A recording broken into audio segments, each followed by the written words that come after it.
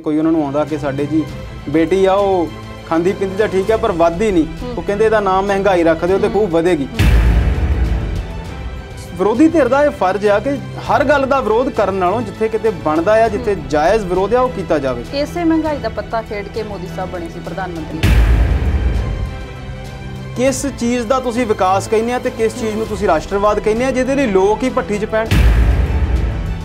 लोकां दा अपना तेल निकल रहा, तुसीं किहड़े विकास दीयां गल्लां करदे हो?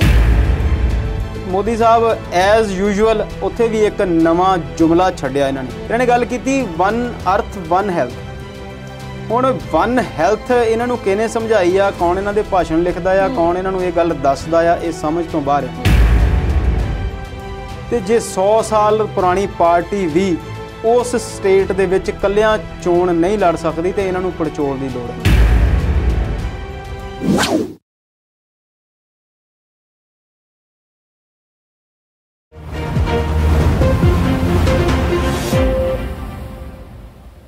पंजाबी नैशनल टीवी देख रहे दर्शकों का स्वागत। मैं हाँ सवलीन कौर जस्सर ते प्रोग्राम है विचार चर्चा। अज इस प्रोग्राम के विच साडे नाल स्टूडियो च मौजूद होणगे साडे एक्सपर्ट अमृतपाल शर्मा जी ते असीं उन्हां नाल गलबात करांगे राजनीति दी, कोरोना दी ते होर भी उन्हां मुद्दिआं दी जिहड़े मुद्दे अज अखबारां दीआं सुर्खियां बने हुए ने। प्रोग्राम की शुरुआत करन तो पहलां अपने माहिर मेहमान का स्वागत कर लैंदे आं। सत श्री अकाल शर्मा जी, स्वागत करते हैं जी प्रोग्राम। शुक्रिया सवलीन जी, सत श्री अकाल। शर्मा जी, मैं अज बड़े गंभीर मुद्दे तो प्रोग्राम की शुरुआत करना चाहुंदी हां। गंभीर रहने हैं जी।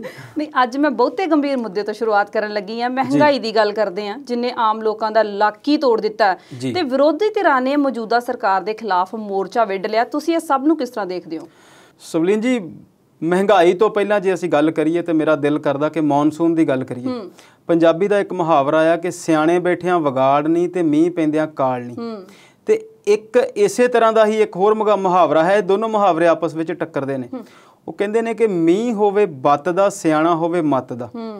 सो मींह जिहड़ा आ, बारिश जिहड़ी आ, वो पंजाब दे विच जां नॉर्थ इंडिया दे विच जिहड़ी आ बहुती करके जिहड़ी मींह आ वो जून दे अध तो बाद जी आलमोस्ट तीजे हफ्ते 20 जून तो बाद ते जुलाई ते फिर अगस्त दे मध्य तक पैंदा, जिहनूं असीं सौण दा महीना कहने आ। ते पर कई बार जिहड़ा मौसम दे विच हेर फेर हो जाता, कुदरत दे विच भी बहुत सारियां तब्दीलियां आउंदियां रहिंदियां। इस बार मौसम जिहड़ा आ पहले वाले समय नालों कुछ दिन एडवांस जाप रहा। हालांकि अचानक हुई तब्दीली आ, 2-3 दिन पहलां तक कहा जाता सीगा कि ये सिर्फ वैसटर्न डिस्टरबेंसिस करके है, पर हुण कल तो कह रहा है कि ये जिहड़ा है मॉनसून दा ही बारिश जिहड़ी आ पंजाब 'च 1-2 दिनों में देखण नूं मिलेगी। किसानां ते मेहरबान भी कह सकते हैं आपां, बिल्कुल मेहरबान भी कह सकते हैं, पर जिहड़े एक्सपर्ट ने जां जिहड़े खेती नाल जुड़े हुए लोग ने जिन्हां नाल साडा वाह वास्ता रहिंदा, वो ये कहिंदे ने कि जदों अगाऊं आ जांदियां ने ते फिर बारिश घट हुंदी है। जी देखो, एक गल हो रहा कि कोरोना के टाइम दे विच असीं बहुत सारियां तब्दीलियां देखियां। प्रदूषण की वजह दे नाल, प्रदूषण घटण दे नाल, आवाजाही रोकण नाल, जां बहुत सारियां जिहड़ियां साडीਆਂ कारोबारी गतिविधियां सी उन्हां दे थंम जाण नाल साडे वातावरण दे विच कुछ सुधार नज़र आया। पता नहीं उहदा की वजह रहेगी नहीं, पर इस बार जिहड़ा मई का महीना है वो बहुत खुशगवार रहा। कुछ क दिनां नूं छड्ड दईए ते मौसम दे विच जिहड़ी गर्मी वो बहुत घट सी ते जुलाई दे जून दे भी असीं अध च पहुँच गए हाँ, अद्धा जून लगभग निकल गया। तो इहदे च भी कुछ दिन की गर्मी जरूर पई आ, 2-4 दिन, पर उहदे बावजूद फिर 1-2 बार बारिश हुई आ ते मौसम जिहड़ा आ काफ़ी अच्छा आ। ਤੇ ਹੁਣ ਦੇਖਦੇ ਆਉਣ ਵਾਲੇ ਦਿਨਾਂ 'ਚ ਕੀ ਹੁੰਦਾ। ਤੇ ਮੌਨਸੂਨ ਉਹ ਸਮਾਂ ਮੰਨਿਆ ਜਾਂਦਾ ਜਿਹਦੇ ਵਿੱਚ ਪੰਜਾਬ ਦੇ ਵਿੱਚ ਆਮ ਤੌਰ ਤੇ ਬਹੁਤਾ ਹਿੱਸਾ ਜਿਹੜੀ ਬਾਰਿਸ਼ ਹੋ ਜਾਂਦੀ ਹੈ। ਸਾਡੇ ਗਰਮੀਆਂ 'ਚ ਬਾਰਿਸ਼ ਬਹੁਤ ਘੱਟ ਹੁੰਦੀ ਹੈ, ਸਰਦੀਆਂ 'ਚ ਥੋੜੀ ਬਹੁਤ ਹੁੰਦੀ ਹੈ, ਪਰ ਜ਼ਿਆਦਾਤਰ ਜਿਹੜੀ ਬਾਰਿਸ਼ ਆ ਉਹ ਬਰਸਾਤਾਂ ਦੇ ਮੌਸਮ 'ਚ ਹੀ ਹੁੰਦੀ ਹੈ। ਤੇ ਹੁਣ ਤੁਸੀਂ ਗੱਲ ਕਰਦੇ ਆ ਮਹਿੰਗਾਈ ਦੀ। ਬਾਰਿਸ਼ ਭਾਵੇਂ ਕੁਝ ਕੁ ਸਮੇਂ 'ਚ ਜ਼ਿਆਦਾ ਹੋ ਜਾਂਦੀ ਹੈ, ਪਰ ਮਹਿੰਗਾਈ ਜਿਹੜੀ ਆ ਉਹ ਸਾਰਾ ਸਾਲ ਹੀ ਵੱਧਦੀ ਰਹਿੰਦੀ ਹੈ, ਸਾਰਾ ਸਮਾਂ ਹੀ ਵੱਧਦੀ ਰਹਿੰਦੀ ਹੈ। ਉਹ ਇੱਕ ਵਾਰ ਇੱਕ ਹੁਣ ਸਿਆਸਤਦਾਨ ਬਣ ਗਏ ਨੇ, ਉਹ ਕਦੇ ਜਦੋਂ ਉਹ ਕਮੇਡੀਅਨ ਹੁੰਦੇ ਸੀ ਤੇ ਉਹਨਾਂ ਨੂੰ ਕਿਸੇ ਨੇ ਪੁੱਛਿਆ, ਉਹ ਇੱਕ ਚੁਟਕਲੇ ਦੇ ਤੌਰ ਤੇ ਸਟੇਜ ਤੇ ਬੈਠੇ ਆ ਡਾਕਟਰ ਬਣ ਕੇ, ਤੇ ਕੋਈ ਉਹਨਾਂ ਨੂੰ ਆਉਂਦਾ ਕਿ ਸਾਡੇ ਜੀ ਬੇਟੀ ਆ ਉਹ ਖਾਂਦੀ ਪੀਂਦੀ ਤਾਂ ਠੀਕ ਹੈ ਪਰ ਵੱਧਦੀ ਨਹੀਂ, ਉਹ ਕਹਿੰਦੇ ਇਹਦਾ ਨਾਮ ਮਹਿੰਗਾਈ ਰੱਖ ਦਿਓ ਤੇ ਖੂਬ ਵਧੇਗੀ। ਸੋ ਮਹਿੰਗਾਈ ਇੱਕ ਇਹੋ ਜਿਹੀ ਚੀਜ਼ ਹੈ ਜਿਹੜੀ ਕਿ ਵਧੀ ਹੀ ਜਾ ਰਹੀ ਹੈ, ਵਧੀ ਹੀ ਜਾ ਰਹੀ ਹੈ, ਵਧੀ ਜਾ ਰਹੀ ਹੈ। ਸਾਡਾ ਖਰਚਣ ਦੇ ਉੱਤੇ ਜਿਹੜਾ ਧਿਆਨ ਆ ਉਹ ਜ਼ਿਆਦਾ ਆ, ਕਮਾਈ ਜਿਹੜੀ ਆ ਉਹ ਘੱਟ ਆ। बहुत सारिया चीज़ां जिहड़ियां सप्लाई ते डिमांड की थ्योरी है इकनॉमिक्स दे विच असीं बहुत सारी चीज़ां पढ़दे सी। ते इस दे नाल करोना का भी इस ते बहुत वड्डा इफैक्ट है। इस तो पहलां कि असीं आम तौर दियां आम वरतों दियां रोज़ वरतों दियां चीज़ां दी महंगाई की गल करिए, स्टेनलैस स्टील जिहड़ा साडे आम वरतों च नहीं आउंदा पर कंस्ट्रक्शन दे विच जां वैल्डिंग दे विच जां होर बहुत सारी चीज़ां च वरतिया जांदा, उहदी कीमत जिहड़ी आ सवलीन जी आउण वाले दिनां च दुगणी दे नेड़े तेड़े हो रही है। बहुत ज़्यादा कीमतां जिहड़ियां वध रहीआं। ਇਸੇ ਤਰ੍ਹਾਂ ਬਹੁਤ ਸਾਰੀਆਂ ਚੀਜ਼ਾਂ ਆ ਜਿਨ੍ਹਾਂ ਦੇ ਰੇਟ ਸਿਰਫ ਔਰ ਸਿਰਫ ਵੱਧ ਹੀ ਰਹੇ ਨੇ। ਤੇ ਸਭ ਤੋਂ ਜ਼ਿਆਦਾ ਜਿਹੜਾ ਆਮ ਲੋਕਾਂ ਦੀ ਜ਼ਿੰਦਗੀ ਤੇ ਅਸਰ ਪਾਉਂਦੀਆਂ ਉਹ ਖਾਣ ਪੀਣ ਵਾਲੀਆਂ ਜਾਂ ਰੋਜ਼ਮਰਰਾ ਦੀਆਂ ਵਰਤੋਂ ਦੀਆਂ ਚੀਜ਼ਾਂ ਨੇ, ਉਹਨਾਂ 'ਚ ਵੀ ਮਹਿੰਗਾਈ ਵੱਧ ਰਹੀ ਹੈ। ਪਰ ਦੇਖਣ ਦੀ ਗੱਲ ਇਹ ਆ ਕਿ ਕੱਲ੍ਹ ਹੀ ਮੈਂ ਇੱਕ ਚੁਟਕਲਾ ਕਿਤੇ ਸੁਣਦਾ ਸੀ, ਉਹ ਕਹਿੰਦਾ ਹੀਰਾ ਜਿਹੜਾ ਆ ਬੜਾ ਮਹਿੰਗੀ ਚੀਜ਼ ਹੈ। ਉਹ ਕਹਿੰਦਾ ਹੀਰਾ ਓਨਾ ਕੁ ਮਹਿੰਗਾ ਆ ਵੀ ਜਦੋਂ ਵੇਚਣ ਜਾਓ ਤੇ ਉਦੋਂ ਖੀਰਾ, ਜਦੋਂ ਖਰੀਦਣ ਜਾਓ ਤੇ ਉਦੋਂ ਹੀਰਾ। ਤੇ ਇਹੋ ਜਿਹੇ ਹਾਲਾਤ ਹੋਏ ਪਏ ਨੇ ਕਿ ਕੋਈ ਵੀ ਤੁਸੀਂ ਚੀਜ਼ ਖਰੀਦਣ ਚਲੇ ਜਾਓ ਤੇ ਉਹਦੇ ਜਿਹੜੇ ਕੀਮਤਾਂ ਨੇ ਉਹ ਬਹੁਤ ਵੱਧ ਨੇ, ਤੇ ਜਦੋਂ ਤੁਸੀਂ ਉਹਨਾਂ ਚੀਜ਼ਾਂ ਨੂੰ ਵੇਚਣ ਜਾਓ ਤੇ ਉਹਦੀ ਕੋਈ ਮੁੱਲ ਨਹੀਂ। ਮੈਂ ਇਹਨੂੰ ਕਿਸਾਨੀ ਨਾਲ ਜੋੜ ਕੇ ਇਹ ਗੱਲ ਕਰ ਰਿਹਾ ਕਿ ਕਿਸਾਨੀ ਉਪਜ ਜਿਹੜੀ ਆ ਜਦੋਂ ਵੀ ਉਹ ਕਿਸਾਨ ਉਗਾਉਂਦੇ ਨੇ ਤੇ ਉਹਨੂੰ ਵੇਚਣ ਜਾਂਦੇ ਨੇ ਤੇ ਉਹਦਾ ਕੋਈ ਵਾਲੀ ਵਾਰਸ ਨਹੀਂ ਹੁੰਦਾ, ਚਾਹੇ ਉਹ ਸਬਜ਼ੀਆਂ ਹੋਣ, ਚਾਹੇ ਉਹ ਦਾਲਾਂ ਹੋਣ, ਚਾਹੇ ਉਹ ਤੇਲ ਬੀਜ ਹੋਣ, ਚਾਹੇ ਉਹ ਅਨਾਜ ਹੋਵੇ। ਪਰ ਜਦੋਂ ਉਹੀ ਚੀਜ਼ਾਂ ਅਸੀਂ ਮਾਰਕੀਟ 'ਚੋਂ ਖਰੀਦਦੇ ਹਾਂ ਤੇ ਉਹਦਾ ਜਿਹੜਾ ਹਾਲ ਆ ਉਹ ਤੁਹਾਡੇ ਸਾਹਮਣੇ ਆ, ਜਿਹਨੂੰ ਤੁਸੀਂ ਮਹਿੰਗਾਈ ਕਹਿੰਦੇ ਆ। ਤੇ ਸਭ ਤੋਂ ਵੱਧ ਮਹਿੰਗਾਈ ਜਿਹੜੀ ਭਾਰਤ ਵਿੱਚ ਪ੍ਰਭਾਵਿਤ ਕਰਦੀ ਹੈ, ਜਿੱਦਾਂ ਮੈਂ ਦੱਸਿਆ ਕਿ ਰੋਜ਼ਮਰਰਾ ਦੀਆਂ ਚੀਜ਼ਾਂ ਨੇ, ਤੇ ਉਸ ਤੋਂ ਵੀ ਜ਼ਿਆਦਾ ਜੇ ਕੋਈ ਚੀਜ਼ ਆ ਇਹਨਾਂ ਚੀਜ਼ਾਂ ਨੂੰ ਵੀ ਅੱਗੇ ਜਾ ਕੇ ਜੇ ਪ੍ਰਭਾਵਿਤ ਕਰਦੀਆਂ ਤਾਂ ਉਹ ਪੈਟਰੋ ਪਦਾਰਥਾਂ ਨੇ, ਜਿਹੜੀ ਪੈਟਰੋਲੀਅਮ ਨਾਲ ਜੁੜੀਆਂ ਹੋਈਆਂ ਚੀਜ਼ਾਂ ਨੇ, ਜਿਹੜੀਆਂ ਧਰਤੀ 'ਚੋਂ ਨਿਕਲਦੀਆਂ ਨੇ, ਫਿਰ ਰੈਕਟੀਫਾਈ ਕਰਕੇ ਸਫਾਈ ਕਰਕੇ ਉਹ ਵੇਚੀਆਂ ਜਾਂਦੀਆਂ ਨੇ। ਤੇ ਮੈਨੂੰ ਯਾਦ ਆ ਕਿ ਜਦੋਂ ਅਸੀਂ ਸਕੂਟਰ ਮੋਟਰਸਾਈਕਲ ਚਲਾਉਣਾ ਸ਼ੁਰੂ ਕੀਤਾ ਸਕੂਲਿੰਗ ਖਤਮ ਹੋਣ ਤੋਂ ਬਾਅਦ, ਤੇ ਉਦੋਂ ਕੁਝ 20 ਰੁਪਏ ਤੋਂ ਘੱਟ ਰੇਟ ਸੀ ਪੈਟਰੋਲ ਦਾ, ਤੇ 20 ਕੁ ਸਾਲਾਂ ਦੇ ਵਿੱਚ ਹੀ ਇਹ ਜਿਹੜਾ ਰੇਟ ਆ ਉਹ 5 ਗੁਣਾ ਵੱਧ ਗਿਆ। ਹੁਣ 100 ਪਲੱਸ ਹੋਣ ਨੂੰ ਆ ਗਿਆ। ਜੇ ਕੁਝ ਪੈਸਿਆਂ ਦਾ ਫਰਕ ਰਹੇਗਾ ਤੇ ਜਿੱਦਾਂ ਇਹ ਵਧਿਆ ਹੋਇਆ ਉਦਾਂ ਥੋੜੇ ਦਿਨਾਂ 'ਚ ਟੱਪ ਜਾਏਗਾ। 20 ਸਾਲਾਂ 'ਚ ਕਿਸੇ ਚੀਜ਼ ਦਾ 5 ਗੁਣਾ ਹੋਣਾ ਬਹੁਤ ਵੱਡੀ ਗੱਲ ਹੈ। ਤੇ ਡੀਜ਼ਲ ਅੱਜ ਸ਼ਾਇਦ ਦੇਸ਼ ਦੇ ਕਈ ਹਿੱਸਿਆਂ ਦੇ ਵਿੱਚ ਫਿਰ ਡੀਜ਼ਲ ਵੀ 100 ਪਲੱਸ ਹੋ ਗਿਆ। ਡੀਜ਼ਲ ਤੇ ਪੈਟਰੋਲ ਦੀਆਂ ਕੀਮਤਾਂ 'ਚ ਕਦੇ ਬਹੁਤ ਫਰਕ ਹੁੰਦਾ ਸੀ, ਪਰ ਸਮੇਂ ਦੀਆਂ ਸਰਕਾਰਾਂ ਨੇ ਉਤੋਂ ਜਿਹੜਾ ਸਬਸਿਡਾਈਜ਼ਡ ਸੈਕਟਰ ਸੀ ਉਹ ਖਤਮ ਕਰ ਦਿੱਤਾ। ਡੀਜ਼ਲ ਦੇ ਉੱਤੇ ਸਬਸਿਡੀ ਇਸ ਕਰਕੇ ਹੁੰਦੀ ਸੀ ਕਿ ਉਹ ਖੇਤੀ ਨਾਲ ਜੁੜੀ ਹੋਈ ਵਸਤੂ ਆ ਤੇ ਖੇਤੀ ਵਿੱਚ ਉਹਦੀ ਬਹੁਤੀ ਵਰਤੋਂ ਹੁੰਦੀ ਹੈ, ਚਾਹੇ ਉਹ ਖੇਤੀ ਦੇ ਪੰਪ ਚਲਾਉਣ ਲਈ ਆ ਤੇ ਚਾਹੇ ਟਰੈਕਟਰ ਚਲਾਉਣ ਲਈ ਆ ਤੇ ਚਾਹੇ ਕੁਝ ਹੋਰ ਮਸ਼ੀਨਰੀ ਨਾਲ। ਪਰ ਹੁਣ ਉਹਦੀ ਜਿਹੜੀ ਕੀਮਤ ਆ ਉਹ ਬਹੁਤ ਜ਼ਿਆਦਾ ਵੱਧ ਰਹੀ ਆ। ਮੈਂ ਇਸ ਗੱਲ ਦਾ ਬਹੁਤ ਵਾਰ ਸਮਰਥਨ ਕਰਦਾ ਸੀਗਾ ਕਿ ਜਦੋਂ ਕੋਈ ਚੀਜ਼ ਸਾਡੇ ਵਿਰੋਧ, ਜਦੋਂ ਕੋਈ ਚੀਜ਼ ਸਾਡਾ ਧਿਆਨ ਮੰਗਦੀ ਹੈ, ਜਦੋਂ ਕੋਈ ਚੀਜ਼ ਸਾਡੀ ਜ਼ਿੰਦਗੀ ਨੂੰ ਪ੍ਰਭਾਵਿਤ ਕਰਦੀ ਹੈ, ਜਦੋਂ ਸਾਡੇ ਨਾਲ ਕੁਝ ਗਲਤ ਹੋ ਰਿਹਾ ਤਾਂ ਸਾਨੂੰ ਆਵਾਜ਼ ਜ਼ਰੂਰ ਉਠਾਉਣੀ ਚਾਹੀਦੀ ਹੈ। ਪਰ ਕਿਸਾਨ ਅੰਦੋਲਨ ਤੇ ਇੱਕ ਡਿਵੈਲਪ ਹੋ ਗਿਆ ਸੀ 6-7 ਮਹੀਨੇ ਤੋਂ, ਤੇ ਉਹ ਆਪਣੀ ਆਵਾਜ਼ ਜਿਹੜੀ ਆ ਉਠਾ ਵੀ ਰਹੇ ਆ, ਸਰਕਾਰ ਤੱਕ ਪਹੁੰਚ ਵੀ ਰਹੀ ਹੈ, ਸਰਕਾਰ ਉਹਦੇ ਤੇ ਕੰਨ ਜ਼ਰੂਰ ਘੱਟ ਕਰ ਰਹੀ ਹੈ, ਪਰ ਮਹਿੰਗਾਈ ਨੂੰ ਲੈ ਕੇ ਜਿਹੜੀ ਆ ਆਵਾਜ਼ ਉਹ ਨਹੀਂ ਉਠਾਈ ਜਾ ਰਹੀ ਸੀ। ਤੇ ਪੈਟਰੋਲੀਅਮ ਮੰਤਰੀ ਨੇ ਵੀ ਕੋਈ ਬਿਆਨ ਦਿੱਤਾ ਬੀਤੇ ਕੱਲ, ਤੇ ਉਸੇ ਗੱਲ ਤੇ ਅਸੀਂ ਆਉਂਦੇ ਹਾਂ। ਪਰ ਹੁਣ ਇਦਾਂ ਲੱਗਿਆ ਕਿ ਦੇਸ਼ ਦੇ ਵਿੱਚ ਵੱਧਦੀ ਹੋਈ ਮਹਿੰਗਾਈ ਨੂੰ ਲੈ ਕੇ ਜਾਂ ਪੈਟਰੋਲ ਦੀਆਂ ਕੀਮਤਾਂ ਨੂੰ ਲੈ ਕੇ ਜਾਂ ਤੇਲ ਦੀਆਂ ਕੀਮਤਾਂ ਨੂੰ ਲੈ ਕੇ ਆਵਾਜ਼ ਜਿਹੜੀ ਆ ਥੋੜੀ ਉੱਠਣ ਲੱਗ ਪਈ ਆ। ਤੁਹਾਨੂੰ ਯਾਦ ਹੋਊਗਾ ਮਨਮੋਹਨ ਸਿੰਘ ਸਰਕਾਰ ਦੇ ਵਿੱਚ ਜਦੋਂ ਗੈਸ ਦੀਆਂ ਕੀਮਤਾਂ, ਰਸੋਈ ਗੈਸ ਦੀਆਂ ਕੀਮਤਾਂ ਜਾਂ ਤੇਲ ਦੀਆਂ ਕੀਮਤਾਂ ਵਧਾਈਆਂ ਸੀ ਤੇ ਬੀਜੇਪੀ ਨੇ ਇੱਕ ਬਹੁਤ ਵੱਡਾ ਵਿਰੋਧ ਕੀਤਾ ਸੀ। ਵਿਰੋਧੀ ਧਿਰ ਦਾ ਇਹ ਫਰਜ਼ ਆ ਕਿ ਹਰ ਗੱਲ ਦਾ ਵਿਰੋਧ ਕਰਨ ਨਾਲੋਂ ਜਿੱਥੇ ਕਿਤੇ ਬਣਦਾ ਆ, ਜਿੱਥੇ ਜਾਇਜ਼ ਵਿਰੋਧ ਆ ਉਹ ਕੀਤਾ ਜਾਵੇ। ਇਸੇ ਮਹਿੰਗਾਈ ਦਾ ਪੱਤਾ ਖੇਡ ਕੇ ਮੋਦੀ ਸਾਹਿਬ ਬਣੇ ਸੀ ਪ੍ਰਧਾਨ ਮੰਤਰੀ। ਬਿਲਕੁਲ, ਹੋਰ ਵੀ ਬਹੁਤ ਸਾਰੇ ਕਾਰਨ ਸੀ। ਉਹਨਾਂ ਨੇ ਕਰਪਸ਼ਨ ਨੂੰ ਲੈ ਕੇ ਵੀ ਕਾਂਗਰਸ ਦਾ ਪੂਰਾ ਜਿਹੜਾ ਚਿੱਠਾ ਸੀ ਲੋਕਾਂ ਸਾਹਮਣੇ ਰੱਖਿਆ ਸੀ, ਹਾਲਾਂਕਿ ਉਹ ਬਾਅਦ ਵਿੱਚ ਸਾਹਮਣੇ ਆਈ ਗੱਲ ਕਿ ਉਹ ਠੀਕ ਸੀ ਜਾਂ ਗਲਤ ਸੀ। ਤੇ ਹੁਣ ਇਦਾਂ ਲੱਗਦਾ ਕਿ ਕਾਂਗਰਸ ਦੇ ਨਾਲ ਜਿਹੜੀਆਂ ਮੁੱਖ ਵਿਰੋਧੀ ਧਿਰਾਂ ਆ ਉਹ ਸਾਰੀਆਂ ਰਲ ਕੇ, ਵਿੱਚ ਕਮਿਊਨਿਸਟ ਪਾਰਟੀਆਂ ਵੀ ਹੈਗੀਆਂ ਨੇ ਤੇ ਹੋਰ ਵੀ ਦੇਸ਼ ਦੇ ਛੋਟੇ ਦਲ, ਉਹਨਾਂ ਸਾਰਿਆਂ ਨੇ ਰਲ ਕੇ 16 ਜੂਨ ਤੋਂ ਲੈ ਕੇ ਤੇ ਜੂਨ ਦੇ ਐਂਡ ਤੱਕ ਇਹ 15 ਦਿਨ ਜਿਹੜੇ ਆ ਉਹ ਮਹਿੰਗਾਈ ਦੇ ਵਿਰੋਧ ਵਿੱਚ ਸਾਰੇ ਦੇਸ਼ ਦੇ ਵਿੱਚ ਜਿਹੜਾ ਵਿਰੋਧ ਪ੍ਰਦਰਸ਼ਨ ਕਰਨ ਦੀ ਗੱਲ ਕੀਤੀ ਹੈ। ਜੇ ਇਹ ਗੱਲ ਵਿਰੋਧ ਜਿਹੜਾ ਸਿਰੇ ਚੜ੍ਹਨ ਦਾ ਮਤਲਬ ਇਹ ਆ ਕਿ ਹਰ ਸ਼ਹਿਰ ਦੇ ਵਿੱਚ, ਹਰ ਵੱਡੇ ਸ਼ਹਿਰ ਦੇ ਵਿੱਚ, ਛੋਟੇ ਸ਼ਹਿਰ ਦੇ ਵਿੱਚ, ਕਸਬੇ ਦੇ ਵਿੱਚ ਇਦਾਂ ਦਾ ਜਿਹੜਾ ਵਿਰੋਧ ਪ੍ਰਦਰਸ਼ਨ ਹੋਵੇ ਤੇ ਫਿਰ ਸਰਕਾਰ ਨੂੰ ਸ਼ਾਇਦ ਇਸ ਗੱਲ ਦੀ ਸਮਝ ਆਵੇ ਕਿ ਜਿਹੜੀ ਲੋਕ ਆ ਉਹ ਦੁਖੀ ਨੇ। ਕਿਉਂਕਿ ਸਰਕਾਰ ਜਦੋਂ ਤੋਂ ਇਹ ਸਰਕਾਰ ਸਾਹਮਣੇ ਆਈ ਆ, 7 ਸਾਲ ਹੋ ਗਏ, ਸਰਕਾਰ ਨੇ ਕਿਸੇ ਵੀ ਵਰਗ ਵਿਸ਼ੇਸ਼ ਦੀ, ਚਾਹੇ ਉਹ ਕਿਸੇ ਵੀ ਗੱਲ ਤੋਂ ਦੁਖੀ ਹੋਵੇ, ਗੱਲ ਜਿਹੜੀ ਆ ਸੁਣੀ ਨਹੀਂ। ਪਰ ਸਾਨੂੰ ਇਦਾਂ ਲੱਗਦਾ ਵੀ ਸਰਕਾਰ ਨੇ ਵਿਰੋਧ ਪ੍ਰਦਰਸ਼ਨ ਦੇਖਣੇ ਹੀ ਬੰਦ ਕਰਤੇ ਨੇ, ਕੰਨ ਵਲੇਟ ਲੈਂਦੀ ਸਰਕਾਰ। ਦੇਖੋ, ਇਹ ਗੱਲ ਤੁਹਾਡੀ ਬਿਲਕੁਲ ਜਾਇਜ਼ ਹੈ ਕਿ ਸਰਕਾਰ ਨੇ ਕਿਸੇ ਵੀ ਵਿਰੋਧ ਨੂੰ, ਕਿਸੇ ਵੀ ਲੋਕਾਂ ਦੀ ਜਾਇਜ਼ ਨਜਾਇਜ਼ ਮੰਗ ਨੂੰ ਸੁਣਿਆ ਨਹੀਂ, ਅਣਸੁਣਿਆ ਕੀਤਾ। ਪਰ ਉਹਦੇ ਰਿਜ਼ਲਟ ਵੀ ਸਾਹਮਣੇ ਆਇਆ। ਕੁਝ ਚੋਣਾਂ ਸਰਕਾਰ ਨੇ ਇਹੋ ਜਿਹੀਆਂ ਹਾਰੀਆਂ ਵੀ ਨੇ ਜਿਹੜੀਆਂ ਉਹਨਾਂ ਨੂੰ ਨਹੀਂ ਹਾਰਨੀਆਂ ਚਾਹੀਦੀਆਂ ਸੀ। ਤੇ ਹੁਣ ਪਰ ਇੱਕ ਗੱਲ ਦੇਖੋ, ਬੁੱਝ ਜਾਣ ਦੇ ਡਰ ਤੋਂ ਚਿਰਾਗ ਬਲਣਾ ਨਹੀਂ ਛੱਡਦੇ। ਜੇ ਤੁਹਾਡੀ ਗੱਲ ਕੋਈ ਨਹੀਂ ਵੀ ਸੁਣਦਾ ਤਾਂ ਤੁਸੀਂ ਬੋਲੀ ਤੇ ਜਾਓਗੇ, ਗੱਲ ਤੇ ਆਪਣੀ ਸਾਹਮਣੇ ਰੱਖਣੀ ਪਊਗੀ, ਫੇਰ ਹੀ ਕਿਸੇ ਨਾ ਕਿਸੇ ਤਣ ਪੱਤਣ ਗੱਲ ਲੱਗੇਗੀ ਨਾ। ਜਿੱਦਾਂ ਤੁਸੀਂ ਅਕਸਰ ਕਹਿੰਦੇ ਆ ਕਿ ਗੱਲ ਕਿਸੇ ਤਣ ਪੱਤਣ ਲੱਗਦੀ ਨਹੀਂ। ਤੇ ਹੁਣ ਤੁਸੀਂ ਗੱਲ ਕਰਦੇ ਸੀ ਧਰਮਿੰਦਰ ਪ੍ਰਧਾਨ ਦੀ। ਬੀਜੇਪੀ ਬਿਲਕੁਲ ਬਹੁਤ ਅੜੀਅਲ ਰਵੱਈਆ ਲੈ ਕੇ ਬੈਠੀ ਹੋਈ ਆ ਤੇ ਇਹਨਾਂ ਨੇ ਬਹੁਤ ਸਾਰੇ ਲੋਕਾਂ ਨੂੰ ਇਸ ਗੱਲ ਦੇ ਨਾਲ ਸਹਿਮਤ ਕਰ ਲਿਆ ਹੈ ਕਿ ਜੇ ਮਹਿੰਗਾਈ ਵੀ ਆ ਤੇ ਇਹਨੂੰ ਝੱਲ ਲਓ, ਇਹ ਦੇਸ਼ ਲਈ ਚੰਗੀ ਆ। ਪਰ ਇਹ ਕੋਈ ਬੇਸਿਰ ਪੈਰ ਦੀ ਤੇ ਬੇਤੁਕੀ ਗੱਲ ਹੈ। ਉਹਨਾਂ ਨੇ ਹੁਣ ਵੀ ਇਹ ਗੱਲ ਕਹੀ ਆ ਕਿ ਦੇਸ਼ ਦੇ ਵਿਕਾਸ ਲਈ ਸਾਨੂੰ ਇੰਨਾ ਕੁ ਕਸ਼ਟ ਜਿਹੜਾ ਝੱਲਣਾ ਪਊਗਾ। ਯਾਰ ਹੱਦ ਹੁੰਦੀ ਆ ਕਿਸੇ ਗੱਲ ਦੀ। ਕਿਸ ਚੀਜ਼ ਦਾ ਤੁਸੀਂ ਵਿਕਾਸ ਕਹਿੰਦੇ ਆ ਤੇ ਕਿਸ ਚੀਜ਼ ਨੂੰ ਤੁਸੀਂ ਰਾਸ਼ਟਰਵਾਦ ਕਹਿੰਦੇ ਆ ਜਿਹਦੇ ਲਈ ਲੋਕ ਹੀ ਭੱਠੀ 'ਚ ਪੈਣ। ਬਿਲਕੁਲ, ਇੱਕ ਚੀਜ਼ ਜਿਹੜੀ ਤੁਸੀਂ 20-30 ਰੁਪਏ ਲੀਟਰ ਖਰੀਦਦੇ ਆ ਉਹਦੇ ਤੇ 20-30 ਰੁਪਏ ਤੁਸੀਂ ਟੈਕਸ ਲਾ ਦਿੰਦੇ ਆ, 20-30 ਰੁਪਏ ਸਟੇਟ ਸਰਕਾਰ ਟੈਕਸ ਲਾਉਂਦੀ ਹੈ ਤੇ ਲੋਕ ਉਹਨੂੰ 100 ਰੁਪਏ ਖਰੀਦਣ। ਲੋਕਾਂ ਦਾ ਆਪਣਾ ਤੇਲ ਨਿਕਲ ਰਿਹਾ, ਤੁਸੀਂ ਕਿਹੜੇ ਵਿਕਾਸ ਦੀਆਂ ਗੱਲਾਂ ਕਰਦੇ ਆ? ਇਸ ਵਿਕਾਸ ਦੀ ਗੱਲ ਪਰਿਭਾਸ਼ਾ ਨੂੰ ਸਮਝਣਾ ਮੁਸ਼ਕਲ ਆ। ਹੋ ਸਕਦਾ ਇਹਦੇ ਵਿੱਚ ਉਹਨਾਂ ਦੀ ਕੋਈ ਮਜਬੂਰੀ ਹੋਵੇ, ਕਾਰਪੋਰੇਟਸ ਨੂੰ ਉਹਨਾਂ ਨੇ ਕਿਸੇ ਖਾਸ ਤਰ੍ਹਾਂ ਦੇ ਫਾਇਦੇ ਪਹੁੰਚਾਉਣੇ ਹੋਣ, ਜਾਂ ਉਹਨਾਂ ਦੇ ਜਿਹੜੇ ਆਪਣੇ ਅਨਪਲੈਨਡ ਐਕਸਪੈਂਡੀਚਰਸ ਨੇ, ਜਿਹੜੇ ਸਰਕਾਰਾਂ ਦੇ ਖਰਚੇ ਨੇ, ਉਹਨਾਂ ਨੂੰ ਲੁਕਾਉਣ ਲਈ ਉਹ ਇਹਨਾਂ ਫੰਡਸ ਦੀ ਅੱਗੇ ਵਰਤੋਂ ਕਰਦੀ ਹੋਵੇਗੀ, ਜਾਂ ਉਹਨਾਂ ਦਾ ਧਿਆਨ ਫਿਰ ਇਹਨਾਂ ਜਿਹੜੀਆਂ ਵੱਡੀਆਂ ਪੈਟਰੋਲੀਅਮ ਕੰਪਨੀਆਂ ਉਹਨਾਂ ਨੂੰ ਵੇਚਣ ਵੱਲ ਹੋਵੇਗਾ। ਪਰ ਆਮ ਲੋਕ ਬਹੁਤ ਪਰੇਸ਼ਾਨ ਨੇ, ਬਹੁਤ ਦੁਖੀ ਨੇ ਤੇ ਬਹੁਤ ਹੀ ਫਸੇ ਹੋਏ ਮਹਿਸੂਸ ਕਰਦੇ ਨੇ। ਇਹਨਾਂ ਨੂੰ ਇਸ ਗੱਲ ਨੂੰ ਸਮਝਣਾ ਪਵੇਗਾ ਕਿ 10 ਸਾਲ ਪਹਿਲਾਂ ਮਨਮੋਹਨ ਸਿੰਘ ਦੀ ਸਰਕਾਰ ਤੇ 7 ਸਾਲ ਦੀ ਜਿਹੜੀ ਇਹਨਾਂ ਦੀ ਆਪਣੀ ਸਰਕਾਰ, ਜਦੋਂ ਉਸ ਤੋਂ ਪਿੱਛੇ ਜਾ ਕੇ ਦੇਖਦੇ ਆ ਤੇ ਵਾਜਪਾਈ ਸਰਕਾਰ ਵੀ ਇੱਕ ਵਾਰ ਮਹਿੰਗਾਈ ਨੇ ਲਈ ਸੀ। ਉਦੋਂ ਵੀ ਇੰਡੀਆ ਸ਼ਾਈਨਿੰਗ ਦਾ ਨਾਰਾ ਲਾਉਂਦੇ ਸੀ, ਪਰ ਮਹਿੰਗਾਈ ਨੇ ਇਹਨਾਂ ਨੂੰ ਜੜੋਂ ਪੁੱਟ ਸੁੱਟਿਆ ਸੀ। ਤੇ ਬਹੁਤ ਮਾੜੀ ਗੱਲ ਆ ਕਿਸੇ ਵੀ ਸਰਕਾਰ ਲਈ ਲੋਕਾਂ ਦੀਆਂ ਸਮੱਸਿਆਵਾਂ ਵੱਲ ਧਿਆਨ ਨਾ ਦੇਣਾ। ਇੱਕ ਗੱਲ ਹੋਰ ਪ੍ਰਧਾਨ ਸਾਹਿਬ ਨੇ ਕਹੀ ਆ, ਧਰਮਿੰਦਰ ਪ੍ਰਧਾਨ ਜਿਹੜੇ ਪੈਟਰੋਲੀਅਮ ਮੰਤਰੀ ਨੇ, ਕਿ ਕਾਂਗਰਸ ਸ਼ਾਸਿਤ ਪ੍ਰਦੇਸ਼ ਜਿੱਥੇ ਕਾਂਗਰਸ ਦੀਆਂ ਸਰਕਾਰਾਂ ਨੇ, ਉਹਨਾਂ ਨੇ ਗੱਲ ਕੀਤੀ ਆ ਮਹਾਰਾਸ਼ਟਰ ਦੀ, ਪੰਜਾਬ ਦੀ ਤੇ ਰਾਜਸਥਾਨ ਦੀ ਤੇ ਕੁਝ ਇੱਕ ਸੂਬਿਆਂ ਦੀ, ਇੱਕ ਦੋ ਦਾ ਹੋਰ ਨਾਮ ਲਿਆ, ਕਿ ਉਹ ਆਪਣੇ ਟੈਕਸ ਘਟਾ ਦੇਣ। ਦੇਖੋ ਇਹ ਗੱਲ ਬਿਲਕੁਲ ਮੈਂ ਉਹਨਾਂ ਦੀ ਗੱਲ ਨਾਲ ਸਹਿਮਤ ਆ ਕਿ ਜਿਹੜੀਆਂ ਰਾਜ ਸਰਕਾਰਾਂ ਨੇ ਉਹ ਵੀ ਆਪਣੇ ਟੈਕਸ ਘਟਾਉਣ, ਪਰ ਕੱਲੀਆਂ ਰਾਜ ਸਰਕਾਰਾਂ ਹੀ ਨਾ ਘਟਾਉਣ, ਸਾਰੀਆਂ ਘਟਾਉਣ ਫਿਰ ਸਾਰੇ ਘਟਾਉਣ। ਤੇ ਇਸ ਗੱਲ ਲਈ ਇਕੱਲੇ ਸਰਕਾਰਾਂ ਤੇ ਟੇਕ ਰੱਖਣ ਨਾਲ ਕੁਝ ਨਹੀਂ ਹੋਵੇਗਾ। ਸਾਨੂੰ ਇਹ ਜਿਹੜਾ ਵਿਰੋਧ ਆ ਇਹਨੂੰ ਬਿਲਕੁਲ ਪ੍ਰਖਰ ਕਰਨਾ ਪਏਗਾ, ਤੇਜ਼ ਕਰਨਾ ਪਏਗਾ ਤੇ ਸਰਕਾਰ ਨੂੰ ਆਪਣੀ ਗੱਲ ਸੁਣਾਉਣੀ ਪਏਗੀ।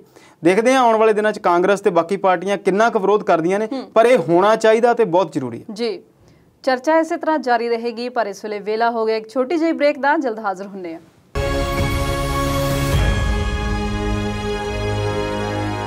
ਬ੍ਰੇਕ ਤੋਂ ਬਾਅਦ ਦਰਸ਼ਕਾਂ ਦਾ ਸਵਾਗਤ ਕਰਦੇ ਹਾਂ। ਸ਼ਰਮਾ ਜੀ, ਉੱਦਾਂ ਤੇ ਬੜੀ ਸਕੂਨ ਵਾਲੀ ਗੱਲ ਹੈ ਕਿ ਕਰੋਨਾ ਜਿਹੜਾ ਭਾਰਤ ਵਿੱਚ ਘੱਟ ਹੋ ਗਿਆ, ਪਰ ਜੇ ਮੌਜੂਦਾ ਅੰਕੜਿਆਂ ਦੀ ਗੱਲ ਕਰੀਏ ਤੇ ਅੱਜ ਦੇ ਅੰਕੜੇ ਕੀ ਕਹਿੰਦੇ ਨੇ? ਸੁਵਲੀਨ ਜੀ, ਮੈਂ ਇੱਕ ਆਰਟੀਕਲ ਅੱਜ ਪੜ੍ਹਦਾ ਸੀ ਕਿ ਸਾਨੂੰ ਲੱਗਦਾ ਕਿ ਅਸੀਂ ਕਰੋਨਾ ਦੀ ਬਹੁਤ ਗੱਲ ਕੀਤੀ, ਪਰ ਅਸਲੀਅਤ ਇਹ ਆ ਕਿ ਅਸੀਂ ਹਾਲੇ ਤੱਕ ਕਰੋਨਾ ਦੀ ਗੱਲ ਨਹੀਂ ਕੀਤੀ। ਕਰੋਨਾ ਦੀ ਗੱਲ ਉਦੋਂ ਹੋਣੀ ਹੈ ਜਦੋਂ ਇਹ ਬਿਲਕੁਲ ਖਤਮ ਹੋ ਜਾਣਾ, ਤੇ ਉਸ ਤੋਂ ਬਾਅਦ ਇਹਦੇ ਤੇ ਜਦੋਂ ਰਿਸਰਚ ਹੋਣੀ ਆ, ਫਿਰ ਅੰਕੜੇ ਫਰੋਲੇ ਜਾਣੇ ਆ, ਤੇ ਫਿਰ ਕਦੇ ਜਾ ਕੇ ਸਾਡੇ ਸਾਹਮਣੇ ਜਿਹੜਾ ਸੱਚ ਆ ਉਹ ਆਉਣਾ, ਫਿਰ ਪਤਾ ਲੱਗਣਾ ਕਿ ਅਸੀਂ ਕਰੋਨਾ ਦੀ ਗੱਲ ਕੀਤੀ ਆ ਜਾਂ ਨਹੀਂ ਕੀਤੀ। ਤੁਸੀਂ ਅੰਕੜਿਆਂ ਦੀ ਗੱਲ ਕੀਤੀ ਆ, ਇਹ ਬਿਲਕੁਲ ਠੀਕ ਗੱਲ ਆ। ਕਿਤੇ ਨਾ ਕਿਤੇ ਇਸ ਗੱਲ ਦੀ ਸੰਤੁਸ਼ਟੀ ਹੋ ਰਹੀ ਆ ਕਿ ਕੇਸ ਜਿਹੜੇ ਆ ਉਹ ਘਟ ਰਹੇ ਨੇ। ਤੇ ਹੁਣ ਇਹ ਗੱਲ ਇਹ ਆ ਕਿ 24 ਘੰਟਿਆਂ 'ਚ ਆਉਣ ਵਾਲੇ ਅੰਕੜੇ ਜਿਹੜੇ 4 ਲੱਖ ਤੋਂ ਟੱਪ ਗਏ ਸੀ, ਹੁਣ ਉਹ ਜਿਹੜੇ ਅੰਕੜੇ ਆ ਉਹ ਲੱਖ ਤੋਂ ਵੀ ਘਟ ਕੇ 90,000 80,000 ਤੇ 70,000 ਤੱਕ ਆ ਗਏ ਨੇ।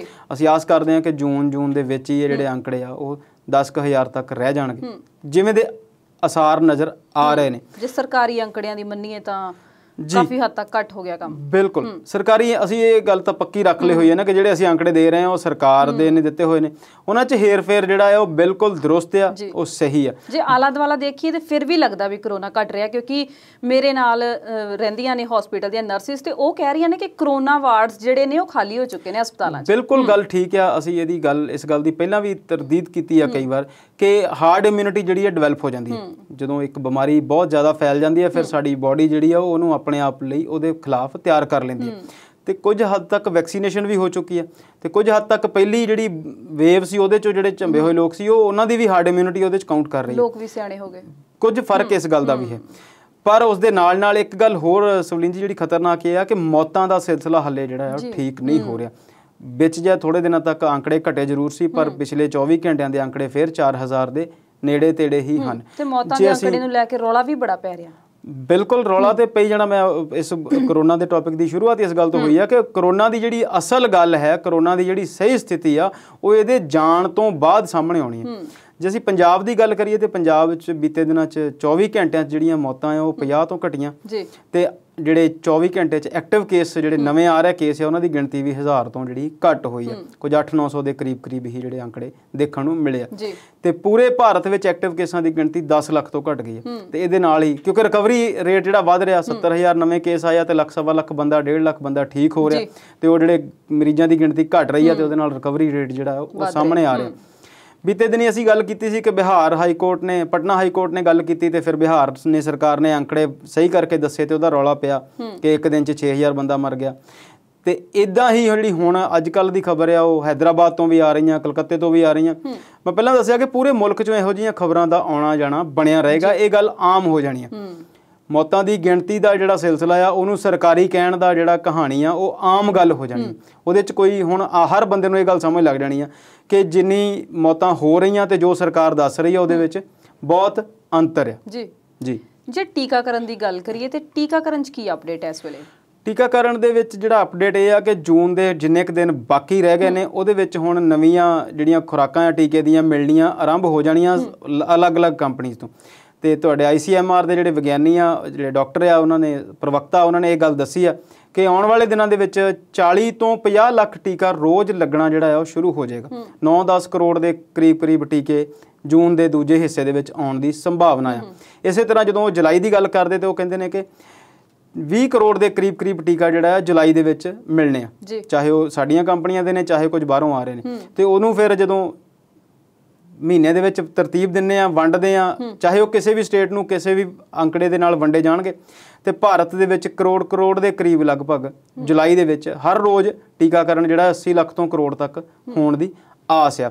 ਤੇ ਫਿਰ ਜਿਹੜੀ ਟੀਕਾਕਰਨ ਦੀ ਸਪੀਡ ਆ ਉਹ ਕਾਫੀ ਹੋ ਜਾਏਗੀ ਤੇ ਆਸ ਆ ਕਿ ਆਉਣ ਵਾਲੇ ਦਿਨਾਂ ਵਿੱਚ ਇਹੋ ਜਿਹਾ ਸੰਭਵ ਹੋਵੇਗਾ ਤੇ ਸੱਚ ਹੋਵੇਗਾ। ਇਹਦੇ ਵਿੱਚ ਅੰਕੜਿਆਂ ਦਾ ਰੋਲ ਜਿਹੜਾ ਨਹੀਂ ਰਹੇਗਾ। ਤੇ ਕਰੋਨਾ ਤੋਂ ਰਾਹਤ ਮਿਲਣ ਤੋਂ ਬਾਅਦ ਜਿਹੜੇ ਸੂਬੇ ਨੇ ਉਹਨਾਂ ਦਾ ਕੀ ਪ੍ਰਤੀਕਰਮ ਹੈ? ਕਰ ਰਹੇ ਨੇ ਅਨਲੌਕ ਜਾਂ ਹਾਲੇ ਤੱਕ ਉਸੇ ਤਾਂ ਸਟ੍ਰਿਕਟ ਬਣੇ ਹੋਏ ਨੇ? ਦੇਖੋ, ਜਿੱਦਾਂ ਵੇਵ ਵੱਧ ਰਹੀ ਸੀ ਉਦਾਂ ਸਖਤੀ ਵੱਧ ਰਹੀ ਸੀ, ਜਿੱਦਾਂ ਵੇਵ ਘਟ ਰਹੀ ਆ ਉਦਾਂ ਸਖਤੀ ਜਿਹੜੀ ਆ ਘਟ ਰਹੀ ਆ। ਪੰਜਾਬ ਸਰਕਾਰ ਨੇ 15 ਤਰੀਕ ਤੱਕ ਦਾ ਲਾਕਡਾਊਨ ਕੀਤਾ ਹੋਇਆ। ਅੱਜ 14 ਤਰੀਕ ਨੂੰ ਅਸੀਂ ਪ੍ਰੋਗਰਾਮ ਰਿਕਾਰਡ ਕਰ ਰਹੇ ਹਾਂ ਤੇ ਥੋੜੇ ਸਮੇਂ ਦੇ ਵਿੱਚ ਆਉਣ ਵਾਲੇ ਦਿਨਾਂ ਦਾ ਜਿਹੜਾ ਅੰਕੜਾ ਆ ਜਾਂ ਆਉਣ ਵਾਲੇ ਦਿਨਾਂ ਦੀ ਜਿਹੜੀ ਸਥਿਤੀ ਆ, ਪਾਬੰਦੀਆਂ, ਉਹਦੇ ਬਾਰੇ ਸਰਕਾਰ ਕੁਝ ਦੱਸੇਗੀ। ਅੱਜ ਸਰਕਾਰ ਦੱਸੇਗੀ ਤੇ ਕੱਲ ਨੂੰ ਹਰ ਜ਼ਿਲ੍ਹੇ ਦੇ ਫਿਰ DC ਜਿਹੜੇ ਦੱਸਣਗੇ। ਹਰਿਆਣਾ ਸਰਕਾਰ ਨੇ 1 ਹਫ਼ਤੇ ਲਈ ਵਧਾ ਦਿੱਤਾ, 21 ਤਰੀਕ ਤੱਕ ਕਰ ਦਿੱਤਾ। ਜੇ ਅਸੀਂ ਆਪਣੇ ਦਿੱਲੀ ਸਰਕਾਰ ਦੀ ਗੱਲ ਕਰੀਏ ਤੇ ਉਹਨਾਂ ਨੇ ਇਹਨੂੰ ਅੱਜ ਤੋਂ ਖੋਲ੍ਹਣ ਦੀ ਕੋਸ਼ਿਸ਼ ਜਿਹੜੀ ਆ ਕਰਨੀ ਸ਼ੁਰੂ ਕਰ ਦਿੱਤੀ ਆ। ਕੁਝ ਚੀਜ਼ਾਂ ਨੂੰ ਛੱਡ ਕੇ, ਜਿੱਦਾਂ ਸਿਨੇਮਾਜ਼ ਤੇ ਮਾਲਜ਼ ਨੂੰ ਛੱਡ ਕੇ ਬਾਕੀ ਸਾਰੀਆਂ ਚੀਜ਼ਾਂ ਉਹਨਾਂ ਨੇ ਖੋਲ੍ਹ ਦਿੱਤੀਆਂ। ਤੇ ਉਹਨਾਂ ਨੇ ਇਹ ਵੀ ਕਿਹਾ ਹੈ ਕਿ ਜੇ ਲੋਕ ਇਸ ਦੇ ਵਿੱਚ ਆਪਣਾ ਵਿਚਾਰ ਰੱਖਣਗੇ, ਲੋਕ ਸਾਥ ਦੇਣਗੇ, ਲੋਕ ਸਿਆਣਪ ਤੋਂ ਕੰਮ ਲੈਣਗੇ, ਆਉਣ ਵਾਲੇ ਦਿਨਾਂ ਵਿੱਚ ਕੇਸ ਜਿਹੜੇ ਆ ਵੱਧਦੇ ਨਹੀਂ ਨਜ਼ਰ ਆਉਣਗੇ ਤਾਂ ਫਿਰ ਇਹ ਢਿੱਲਾਂ ਜਿਹੜੀਆਂ ਜਾਰੀ ਰਹਿਣਗੀਆਂ, ਜ਼ਿੰਦਗੀ ਨਾਰਮਲ ਵਾਲੇ ਪਾਸੇ ਨੂੰ ਤੁਰ ਪਵੇਗੀ। ਨਹੀਂ ਤੇ ਸਰਕਾਰ ਨੂੰ ਮਜਬੂਰਨ ਜਿਹੜਾ ਆ ਫੇਰ ਤੋਂ ਪਾਬੰਦੀਆਂ ਜਿਹੜੀਆਂ ਲਾਉਣੀਆਂ ਪੈਣਗੀਆਂ। ਸਵਲੀਨ ਜੀ, ਇਹਦੇ ਨਾਲ ਹੀ ਇੱਕ ਅੱਜ ਦੀ ਖਬਰ ਇਹ ਵੀ ਸੀ ਕਿ ਅਮਰੀਕਾ ਦੀ ਸਰਕਾਰ ਨੇ ਇਹ ਗੱਲ ਕਹੀ ਆ, US ਗਵਰਨਮੈਂਟ ਨੇ ਇਹ ਗੱਲ ਕਹੀ ਆ ਕਿ ਜਿਹੜੇ ਲੋਕ ਆਉਣ ਵਾਲੇ ਦਿਨਾਂ ਵਿੱਚ ਉੱਥੇ ਸਟੱਡੀ ਲਈ ਜਾਣਗੇ, ਜਿਹੜੇ ਸਟੂਡੈਂਟਸ ਦੁਨੀਆ ਦੇ ਵੱਖ-ਵੱਖ ਦੇਸ਼ਾਂ ਤੋਂ ਅਮਰੀਕਾ ਨੂੰ ਸਟੱਡੀ ਲਈ ਜਾਣਗੇ, ਉਹਨਾਂ ਨੂੰ ਟੀਕਾਕਰਨ ਦੀ ਜਿਹੜੀ ਪਾਬੰਦੀ ਆ ਉਹ ਤੋਂ ਛੋਟ ਦੇ ਦਿੱਤੀ ਹੈ। ਉਹਦੀ ਵਜ੍ਹਾ ਇਹ ਵੀ ਆ ਕਿ ਉਹਨਾਂ ਨੂੰ ਇਹ ਵੀ ਲੱਗਦਾ ਕਿ ਉਹਨਾਂ ਕੋਲ ਐਂਪਲ ਸਟਾਕ ਹੈਗਾ ਟੀਕਾਕਰਨ ਦਾ। ਜਦੋਂ ਲੋਕ ਉੱਥੇ ਆ ਜਾਣਗੇ ਤੇ ਉਹਨਾਂ ਨੂੰ ਉਹ ਟੀਕੇ ਲਵਾ ਸਕਦੇ ਨੇ। ਤੇ ਦੂਸਰੀ ਗੱਲ ਇਹ ਵੀ ਆ ਕਿ ਲੰਬੇ ਸਮੇਂ ਤੋਂ ਠਹਿਰੀ ਹੋਈ ਇਕਨੋਮੀ ਜਿਹੜੀ ਸਾਰੀ ਦੁਨੀਆ ਦੀ ਆ, ਉਹਦੇ ਲਈ ਐਜੂਕੇਸ਼ਨ ਵੀ ਇੱਕ ਚੰਗਾ ਬਿਜ਼ਨਸ ਹੈ। ਜਿਹੜਾ ਵੀ ਸਟੂਡੈਂਟ, ਚਾਹੇ ਇੱਥੋਂ ਅਸੀਂ ਉੱਥੇ ਜਦੋਂ ਪੜ੍ਹਨ ਜਾਂਦੇ ਆ, ਇੱਕ ਫੀਸ ਵੀ ਦਿੰਦੇ ਆ ਤੇ ਰਹਿਣ ਸਹਿਣ ਦਾ ਖਰਚਾ ਵੀ ਦਿੰਦੇ ਆ, ਰਹਿਣਾ ਵੀ ਉੱਥੇ ਹੀ ਆ। ਬਿਲਕੁਲ ਵੱਡੀ ਅਮਾਊਂਟ ਜਿਹੜੀ ਆ ਉਹ ਸਟੂਡੈਂਟ ਇੱਥੋਂ ਲੈ ਕੇ ਜਾਂਦੇ ਨੇ। ਫਿਰ ਰਹਿਣਾ ਸਹਿਣਾ ਵੀ ਉੱਥੇ ਆ, ਖਰਚ ਵੀ ਉੱਥੇ ਕਰਨੇ ਆ ਤੇ ਉੱਥੇ ਫਿਰ ਕੰਮ ਵੀ ਕਰਨਾ ਤੇ ਟੈਕਸ ਵੀ ਪੇ ਕਰਨਾ। ਸੋ ਇਹਨਾਂ ਸਾਰੀਆਂ ਚੀਜ਼ਾਂ ਨੂੰ ਦੇਖ ਕੇ ਸਾਰੀਆਂ ਸਰਕਾਰਾਂ ਨੇ ਇਸ ਗੱਲ ਨੂੰ ਦੇਖਿਆ ਕਿ ਐਜੂਕੇਸ਼ਨ ਜਿਹੜਾ ਆ, ਅਬਰੋਡ ਐਜੂਕੇਸ਼ਨ ਜਿਹੜਾ ਚੰਗਾ ਬਿਜ਼ਨਸ ਆ। ਤੇ ਅਮਰੀਕਾ ਦਾ ਇਹ ਗੱਲ ਕਹਿ ਦੇਣੀ ਕਿ ਜਿਹੜੇ ਵੀ ਵਿਦਿਆਰਥੀ ਬਿਨਾਂ ਟੀਕਾ ਲਵਾਏ ਵੀ ਆਉਣਗੇ, ਉਹਨਾਂ ਨੂੰ ਸਿਰਫ ਉਸ ਵੇਲੇ ਦੀ ਜਿਹੜੀ ਕਰੰਟ ਰਿਪੋਰਟ ਆ 72 ਘੰਟੇ ਵਾਲੀ, ਉਹੀ ਨੈਗੇਟਿਵ ਚਾਹੀਦੀ ਹੈ। ਸੋ ਇਸ ਗੱਲ ਤੋਂ ਸਮਝ ਲੱਗਦੀ ਆ ਕਿ ਜੇ ਅਮਰੀਕਾ ਇਹ ਗੱਲ ਕਹਿ ਰਿਹਾ ਤੇ ਕੋਵਿਡ ਜਿਹੜਾ ਆ ਹੁਣ ਘਟਣ ਵੱਲ ਜਾ ਰਿਹਾ। ਬਸ਼ਰਤੇ ਹੈ ਕਿ ਬਹੁਤ ਸਾਰੇ ਡਾਕਟਰਸ ਜਾਂ ਕੁਝ ਜਥੇਬੰਦੀਆਂ ਇਹ ਵੀ ਕਹਿ ਰਹੀਆਂ ਕਿ ਜਿਹੜੀ ਤੀਜੀ ਵੇਵ ਆ, ਜਿੱਦਾਂ ਪਹਿਲੀ ਤੋਂ ਦੂਜੀ ਸਟਰੋਂਗ ਸੀ, ਦੂਜੀ ਤੋਂ ਤੀਜੀ ਜ਼ਿਆਦਾ ਸਟਰੋਂਗ ਹੋਵੇਗੀ। ਸੋ ਦੇਖੋ ਆਉਣ ਵਾਲੇ ਦਿਨਾਂ ਵਿੱਚ ਕੀ ਬਣਦਾ, ਪਰ ਹਾਲ ਦੀ ਘੜੀ ਲੱਗਦਾ ਹੈ ਕਿ ਕੁਝ ਜਿਹੜਾ ਠੀਕ ਹੋਣ ਵੱਲ ਜਾ ਰਿਹਾ। ਜੀ, ਅਗਲੇ ਮੁੱਦੇ ਵੱਲ ਰੁਖ ਕਰਦੇ ਹਾਂ ਸ਼ਰਮਾ ਜੀ। G7 ਮੀਟਿੰਗ ਬਾਰੇ ਤੁਹਾਡੇ ਕੋਲੋਂ ਜਾਣਨਾ ਚਾਹਾਂਗੇ। ਪਹਿਲਾਂ ਤੇ ਸਾਡੇ ਦਰਸ਼ਕਾਂ ਨੂੰ ਦੱਸੋ ਵੀ ਇਹ G7 ਕਿਸ ਬਲਾ ਦਾ ਨਾਂ ਆ ਤੇ ਫਿਰ ਮੀਟਿੰਗ 'ਚ ਕੀ ਹੋਇਆ ਉਹ ਵੀ ਜਾਣਨਾ ਚਾਹਾਂਗੇ ਤੁਹਾਡੇ ਤੋਂ। ਗਰੁੱਪ ਆਫ 7 ਕੰਟਰੀਜ਼, 7 ਵੱਡੇ ਦੇਸ਼, ਵੱਡੇ ਇਕਨੋਮਿਕਲੀ ਵੱਡੇ ਉਹ ਜਿਨ੍ਹਾਂ ਨੂੰ ਅਸੀਂ ਡਿਵੈਲਪਡ ਕੰਟਰੀਜ਼ ਕਹਿੰਦੇ ਹਾਂ। ਤੁਸੀਂ ਜਾਣਦੇ ਆ ਦੁਨੀਆ ਦੇ ਵਿੱਚ 2-3 ਤਰੀਕੇ ਦੀ ਜਿਹੜੀ ਕਲਾਸੀਫਿਕੇਸ਼ਨ ਹੁੰਦੀ ਆ, ਡਿਵੈਲਪਡ ਕੰਟਰੀਜ਼, ਡਿਵੈਲਪਿੰਗ ਕੰਟਰੀਜ਼ ਤੇ ਅੰਡਰ ਡਿਵੈਲਪਡ ਕੰਟਰੀਜ਼। ਤੇ ਅਸੀਂ ਆਪਣੇ ਆਪ ਨੂੰ ਡਿਵੈਲਪਿੰਗ 'ਚ ਕਹਿੰਦੇ ਆ ਕਿ ਅਸੀਂ ਵਿਕਸਿਤ ਹੋ ਰਹੇ ਹਾਂ, ਵਿਕਾਸਸ਼ੀਲ ਆ। ਉਹ 7 ਮੁਲਕ ਨੇ ਜਿਹੜੇ ਵਿਕਸਿਤ ਕਹਿੰਦੇ ਨੇ ਆਪਣੇ ਆਪ ਨੂੰ, ਜਿਹਦੇ 'ਚ ਅਮਰੀਕਾ ਆ, ਜਪਾਨ ਆ, ਫਰਾਂਸ ਆ, ਇਟਲੀ ਆ, ਕੈਨੇਡਾ ਆ ਤੇ ਜਰਮਨੀ ਆ। ਇਹਨਾਂ ਦੇ ਸਮੂਹ ਨੂੰ G7 ਕਹਿੰਦੇ ਨੇ। ਇੰਗਲੈਂਡ ਵੀ ਉਹਦੇ 'ਚ ਸ਼ਾਮਲ ਆ। ਜਿਹੜੇ 7 ਵੱਡੇ ਮੁਲਕ ਨੇ ਜਿੱਥੇ ਸਾਰੇ ਪੰਜਾਬੀ ਜਾਣਾ ਚਾਹੁੰਦੇ ਨੇ। ਉਹਨਾਂ ਦਾ ਸਮਿਟ ਸੀਗਾ, 3 ਦਿਨ ਲਈ ਸਮਿਟ ਚੱਲਿਆ ਤੇ ਉਸ ਤੋਂ ਬਾਅਦ ਜਿਹੜੀ ਉਹਨਾਂ ਨੇ ਪ੍ਰੈਸ ਰਿਪੋਰਟ ਦਿੱਤੀ ਆ, ਉਹਦੇ 'ਚ ਸਭ ਤੋਂ ਵੱਡੀ ਗੱਲ ਸਵਲੀਨ ਜੀ ਇਹ ਸਾਹਮਣੇ ਆਈ ਆ ਕਿ ਉਹਨਾਂ ਨੇ ਕਿਹਾ ਕਿ ਚੀਨ ਨੂੰ ਇਸ ਕਰੋਨਾ ਮਹਾਮਾਰੀ ਦੀ ਜਿਹੜੀ ਉਤਪਤੀ ਆ ਉਹਦੇ ਸੰਬੰਧ 'ਚ ਜਿਹੜੀ ਜਾਂਚ ਹੋ ਰਹੀ ਆ, ਉਹਦੇ 'ਚ ਖੁੱਲ੍ਹ ਦਿਲੀ ਨਾਲ ਮਦਦ ਕਰਨੀ ਚਾਹੀਦੀ ਆ, ਸਹੀ ਤਰੀਕੇ ਨਾਲ ਪੂਰਾ ਸਹਿਯੋਗ ਦੇਣਾ ਚਾਹੀਦਾ।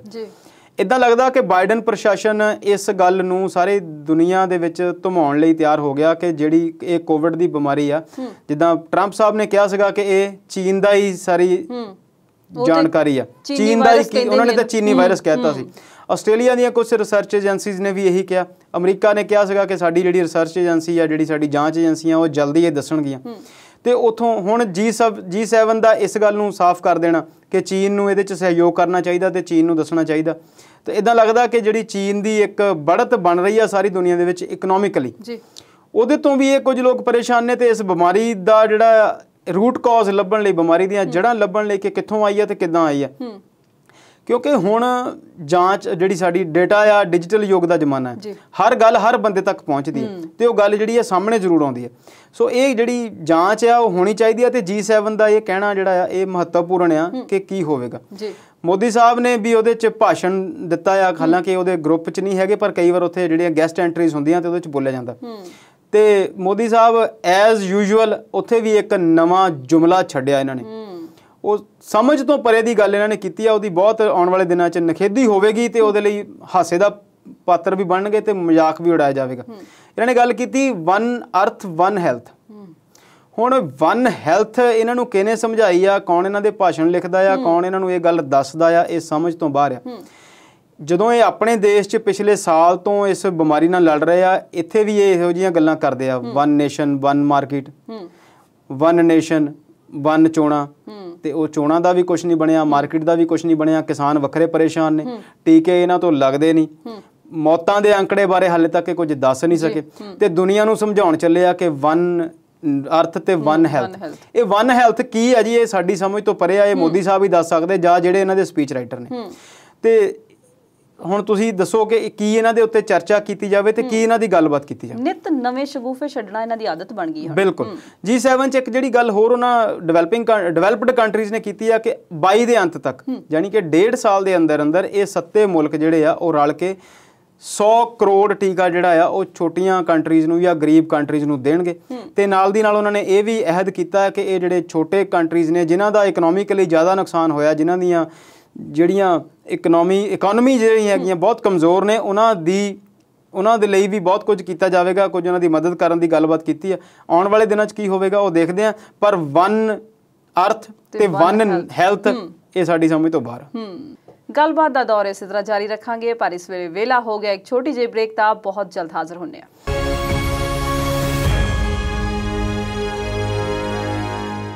ਬ੍ਰੇਕ ਤੋਂ ਬਾਅਦ ਪ੍ਰੋਗਰਾਮ ਵਿਚਾਰ ਚਰਚਾ ਦੇਖ ਰਹੇ ਦਰਸ਼ਕਾਂ ਦਾ ਸਵਾਗਤ ਕਰਦੇ ਹਾਂ। ਸ਼ਰਮਾ ਜੀ, ਹੁਣ ਮੋਦੀ ਦਾ ਬਥੇਰਾ ਕਰ ਲਿਆ, ਹੁਣ ਪੰਜਾਬ 'ਚ ਆਉਂਦੇ ਆ। ਸੁਣਿਆ ਵੀ ਵੱਡੇ ਬਾਦਲ ਨੂੰ ਸਿੱਟ ਨੇ ਸੰਮਨ ਭੇਜ ਦਿੱਤੇ ਆ। ਕੋਈ ਮੁਸ਼ਕਲ ਖੜੀ ਹੋਊਗੀ ਬਾਦਲ ਲਈ ਜਾਂ ਗੱਲ ਹੀ ਕੋਈ ਨਹੀਂ? ਦੇਖੋ, ਇਹਦੇ ਬਾਰੇ ਫੈਸਲਾ ਅਸੀਂ ਇੰਨੀ ਜਲਦੀ ਨਹੀਂ ਦੇ ਸਕਦੇ ਕਿ ਸਾਡੇ ਕਹੇ ਨਾਲ ਮੁਸ਼ਕਲ ਖੜੀ ਹੋਵੇਗੀ ਕਿ ਨਹੀਂ, ਪਰ ਮੁਸ਼ਕਲ ਤੇ ਹੈ। ਦੇਖੋ, ਇਹ ਰਾਜਸੀ ਲੋਕ ਨੇ, ਭਾਵੇਂ ਇਹਨਾਂ ਦੇ ਉੱਤੇ ਇਸ ਗੱਲ ਦਾ ਪ੍ਰਭਾਵ ਥੋੜਾ ਘੱਟ ਪੈਂਦਾ ਹੋਵੇਗਾ, ਇਹ ਸਾਡੇ ਤੋਂ ਵੱਧ ਪ੍ਰੈਸ਼ਰ ਝੱਲਣ ਦੇ ਆਦੀ ਨੇ ਤੇ ਬਹੁਤ ਸਾਰੀਆਂ ਚੀਜ਼ਾਂ ਇਹਨਾਂ ਨਾਲ ਰੋਜ਼ਮਰਰਾ ਦੀਆਂ ਚੀਜ਼ਾਂ ਨੇ। ਪਰਚੇ ਦਰਜ ਹੋਣੇ ਤੇ ਕੁਝ ਵੀ ਹੋ ਜਾਣਾ ਤੇ ਕਿਸੇ ਵੀ ਗੱਲ ਦੇ ਉੱਤੇ ਕੁਝ ਵੀ ਕਹਿ ਦੇਣਾ, ਬਾਅਦ 'ਚ ਉਸ ਤੋਂ ਪਲਟ ਜਾਣਾ। ਪਰ ਬਹੁਤ ਵੱਡੇ ਸਿਆਸਤਦਾਨ ਨੇ, ਬਹੁਤ ਲੰਬਾ ਸਮਾਂ ਸੂਬੇ ਦੀ ਸਿਆਸਤ 'ਚ ਮੋਹਰੀ ਰਹੇ ਨੇ। ਇਹ ਗੱਲ ਇਹਨਾਂ ਦੀ ਗਈ ਹੋਈ ਆ ਕਿ ਮੈਂ ਜਦੋਂ ਇੱਕ ਕਬੱਡੀ ਕੱਪ ਦੇ ਵਿੱਚ ਇਹਨਾਂ ਨੇ ਬਿਆਨ ਦਿੱਤਾ ਸੀਗਾ ਕਿ ਮੈਂ ਇਹ ਕਬੱਡੀ ਤਾਂ ਨਹੀਂ ਖੇਡੀ, ਪਰ ਸਿਆਸਤ ਦੀ ਕਬੱਡੀ ਮੈਂ ਬਹੁਤ ਖੇਡੀ ਹੈ। ਤੇ ਉਸ ਵਿੱਚ ਇਹ ਵੀ ਕਹਿੰਦੇ ਸੀ ਕਿ ਮੈਂ ਜੇਤੂ ਵੀ ਰਿਹਾ ਤੇ ਅਜੇਤੂ ਵੀ ਰਿਹਾ। ਸੋ ਸਿਆਸਤ ਦੀ ਕਬੱਡੀ ਉਹਨਾਂ ਨੇ ਬਹੁਤ ਖੇਡੀ ਹੋਈ ਆ। ਪਰ ਕਬੱਡੀ ਦਾ ਇੱਕ ਰੂਲ ਸਵਲੀਨ ਜੀ ਬਹੁਤ ਖੂਬਸੂਰਤ ਆ ਕਿ ਲੀਕ ਵਾਹ ਕੇ ਕਬੱਡੀ ਖੇਡੀ ਜਾਂਦੀ ਹੈ। ਇੱਕ ਖਿਡਾਰੀ, ਇੱਕ ਟੀਮ ਇੱਕ ਪਾਸੇ ਆ ਤੇ ਦੂਜੀ ਦੂਜੇ ਪਾਸੇ, ਪਾਲੇ ਨਹੀਂ ਬਦਲੇ ਜਾਂਦੇ, ਟੀਮਾਂ ਦੇ ਖਿਡਾਰੀ ਇੱਧਰ ਉੱਧਰ ਨਹੀਂ ਹੁੰਦੇ। ਪਰ ਸਿਆਸਤ ਦੀ ਕਬੱਡੀ ਦਾ ਫਿਰ ਇਹਨਾਂ ਦੀ ਆਪਣੀ ਬਣਾਈ ਹੋਈ ਗੇਮ ਆ ਤੇ ਉਹਦੇ 'ਚ ਇੱਧਰ ਉੱਧਰ ਲੀਕਾਂ ਵਾਹ ਲੈਂਦੇ ਨੇ, ਆਪੇ ਲੀਕਾਂ ਵਾਹ ਲੈਂਦੇ ਨੇ। ਤੇ ਜਦੋਂ ਮਰਜ਼ੀ ਲੀਕ 'ਚੋਂ ਥੋੜੀ ਜਿਹੀ ਲੀਕ ਕੱਢ ਕੇ ਤੇ ਬੰਦੇ ਨੂੰ ਇੱਧਰ ਉੱਧਰ ਜਾਣ ਦੀ ਜਿਹੜੀ ਆ ਸਹੂਲਤ ਮਿਲ ਜਾਂਦੀ ਆ।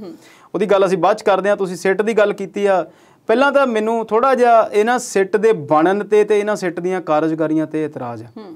ਜਦੋਂ ਤੁਹਾਡੇ ਕੋਲ ਇੱਕ ਰੈਗੂਲਰ ਪੁਲਿਸਿੰਗ ਸਿਸਟਮ ਹੈ, ਉਸ ਤੋਂ ਬਾਅਦ ਤੁਹਾਡੇ ਕੋਲ ਨੈਸ਼ਨਲ ਲੈਵਲ ਦੀਆਂ ਜਾਂਚ ਏਜੰਸੀਆਂ ਹਨ, ਚਾਹੇ ਉਹ CBI ਹੈ, ਚਾਹੇ ਉਹ ED ਹੈ, ਚਾਹੇ ਕੁਝ ਹੋਰ ਏਜੰਸੀਆਂ ਨੇ। ਜਦੋਂ ਤੁਸੀਂ ਇਸ ਪੰਜਾਬ ਪੁਲਿਸ ਦੇ ਹੀ 4 ਬੰਦਿਆਂ ਨੂੰ ਲਾ ਕੇ ਕਰਨੀ ਆ ਤੇ ਉਹਨੂੰ ਤੁਸੀਂ ਨਵਾਂ ਨਾਮ ਦੇਣ ਦੀ ਕੀ ਲੋੜ ਹੈ? ਫਿਰ ਉਹਦੇ ਲਈ ਤੁਸੀਂ ਇੱਕ ਲੰਬਾ ਟਾਈਮ ਦੇ ਦਿੰਦੇ ਹੋ ਕਿਸੇ ਵੀ ਜਾਂਚ ਨੂੰ ਕਰਨ ਲਈ। ਕਦੇ ਮਹੀਨਾ ਦੇ ਦਿੱਤਾ, ਕਿਸੇ ਨੂੰ 6 ਮਹੀਨੇ ਦੇ ਦਿੱਤੇ, ਕਿਸੇ ਨੂੰ ਸਾਲ ਦੇ ਦਿੱਤਾ। ਸੋ ਮਹੀਨੇ ਬਾਅਦ ਫਿਰ ਮੁੜ ਕੇ ਉਹਨੂੰ ਤੁਸੀਂ ਚੇਂਜ ਕਰ ਦਿਓ, ਉਹਦੀ ਰਿਪੋਰਟ ਨੂੰ ਰੱਦ ਕਰ ਦਿਓ ਤੇ ਫਿਰ ਮੁੜ ਕੇ ਨਵੀਂ ਸਿੱਟ ਬਣਾ ਦਿਓ।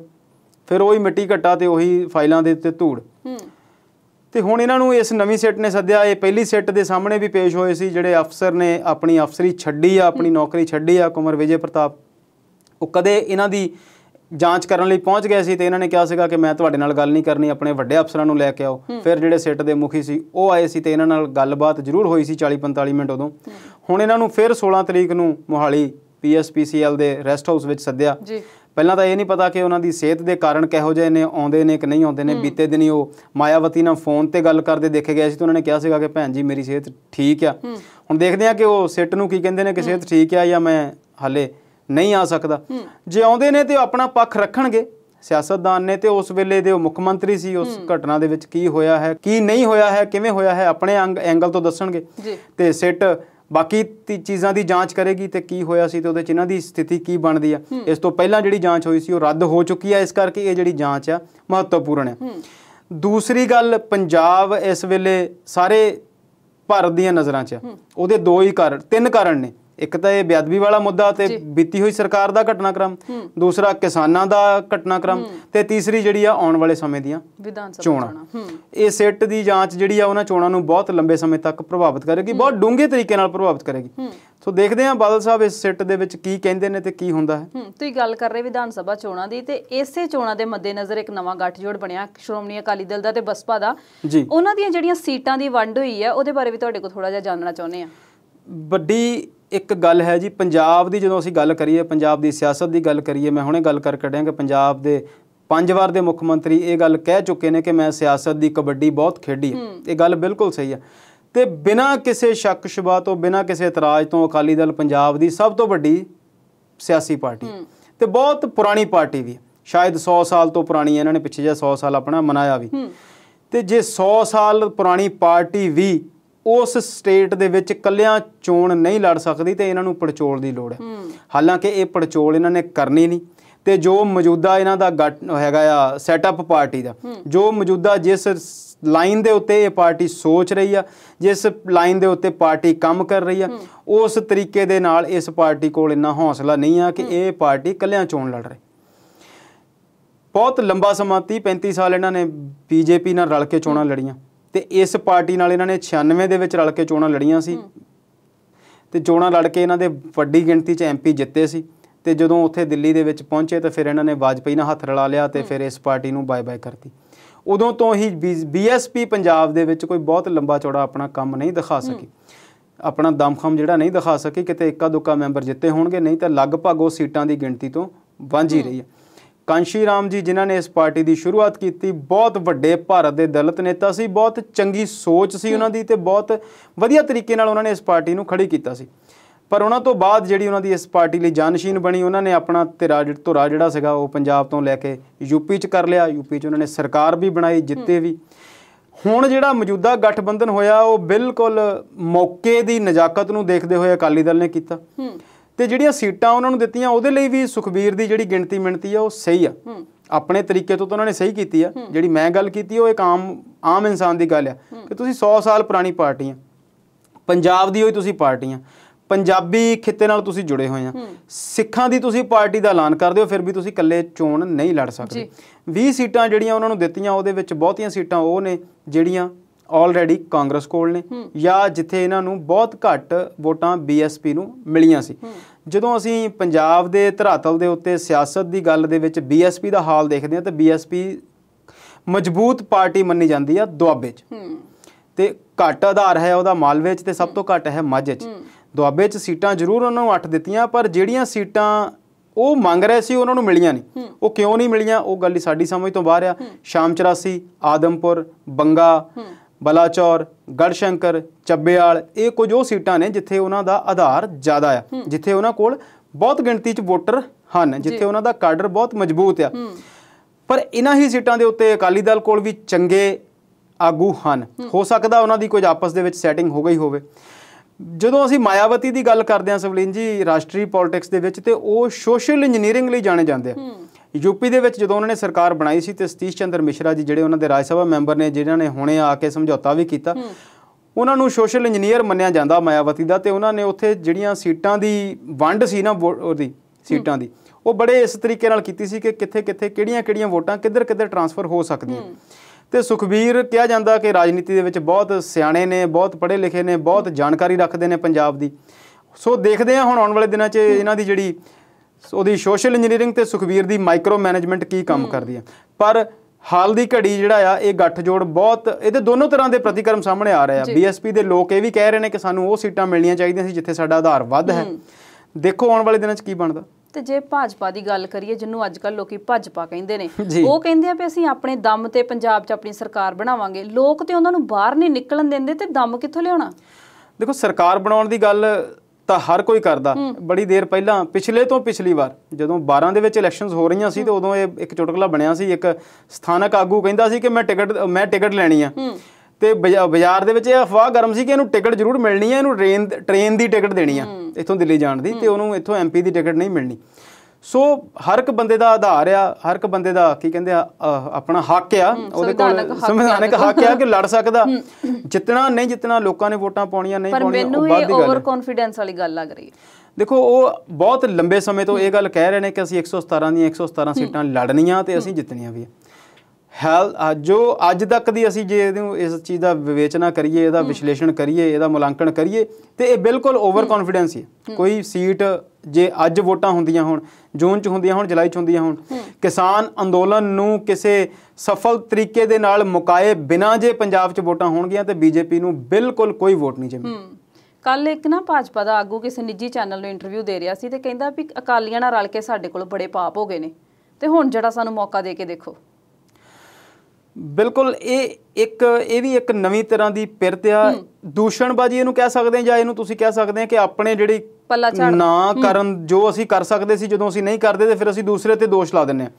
ਸਾਡੇ ਦਫ਼ਤਰ ਦੇ ਵਿੱਚ ਅਕਸਰ ਇਦਾਂ ਹੁੰਦਾ ਕਿ ਤੁਸੀਂ ਜਦੋਂ ਨਹੀਂ ਕਰ ਸਕਦੇ ਅਸੀਂ ਕਹਿ ਦਿੰਦੇ ਹਾਂ ਕਿ ਕੈਮਰਾਮੈਨ ਦੀ ਗਲਤੀ ਹੋ ਗਈ, ਸ਼ਬਦਾਂ ਦੇ ਵਿੱਚ ਬ੍ਰੇਕ ਮੇਰੀ ਲੱਗ ਗਈ ਤੇ ਮੈਂ ਕਹਿੰਦਾ ਸਵਲੀਨ ਨੇ ਸਵਾਲ ਟਾਈਮ ਨਾਲ ਨਹੀਂ ਪੁੱਛਿਆ। ਸਾਡੀ ਇੱਕ ਆਦਤ ਬਣੀ ਹੋਈ ਆ ਕਿ ਅਸੀਂ ਜਿਹੜਾ ਦੋਸ਼ ਆ ਉਹ ਦੂਜੇ ਤੇ ਛੇਤੀ ਲਾ ਦਿੰਦੇ।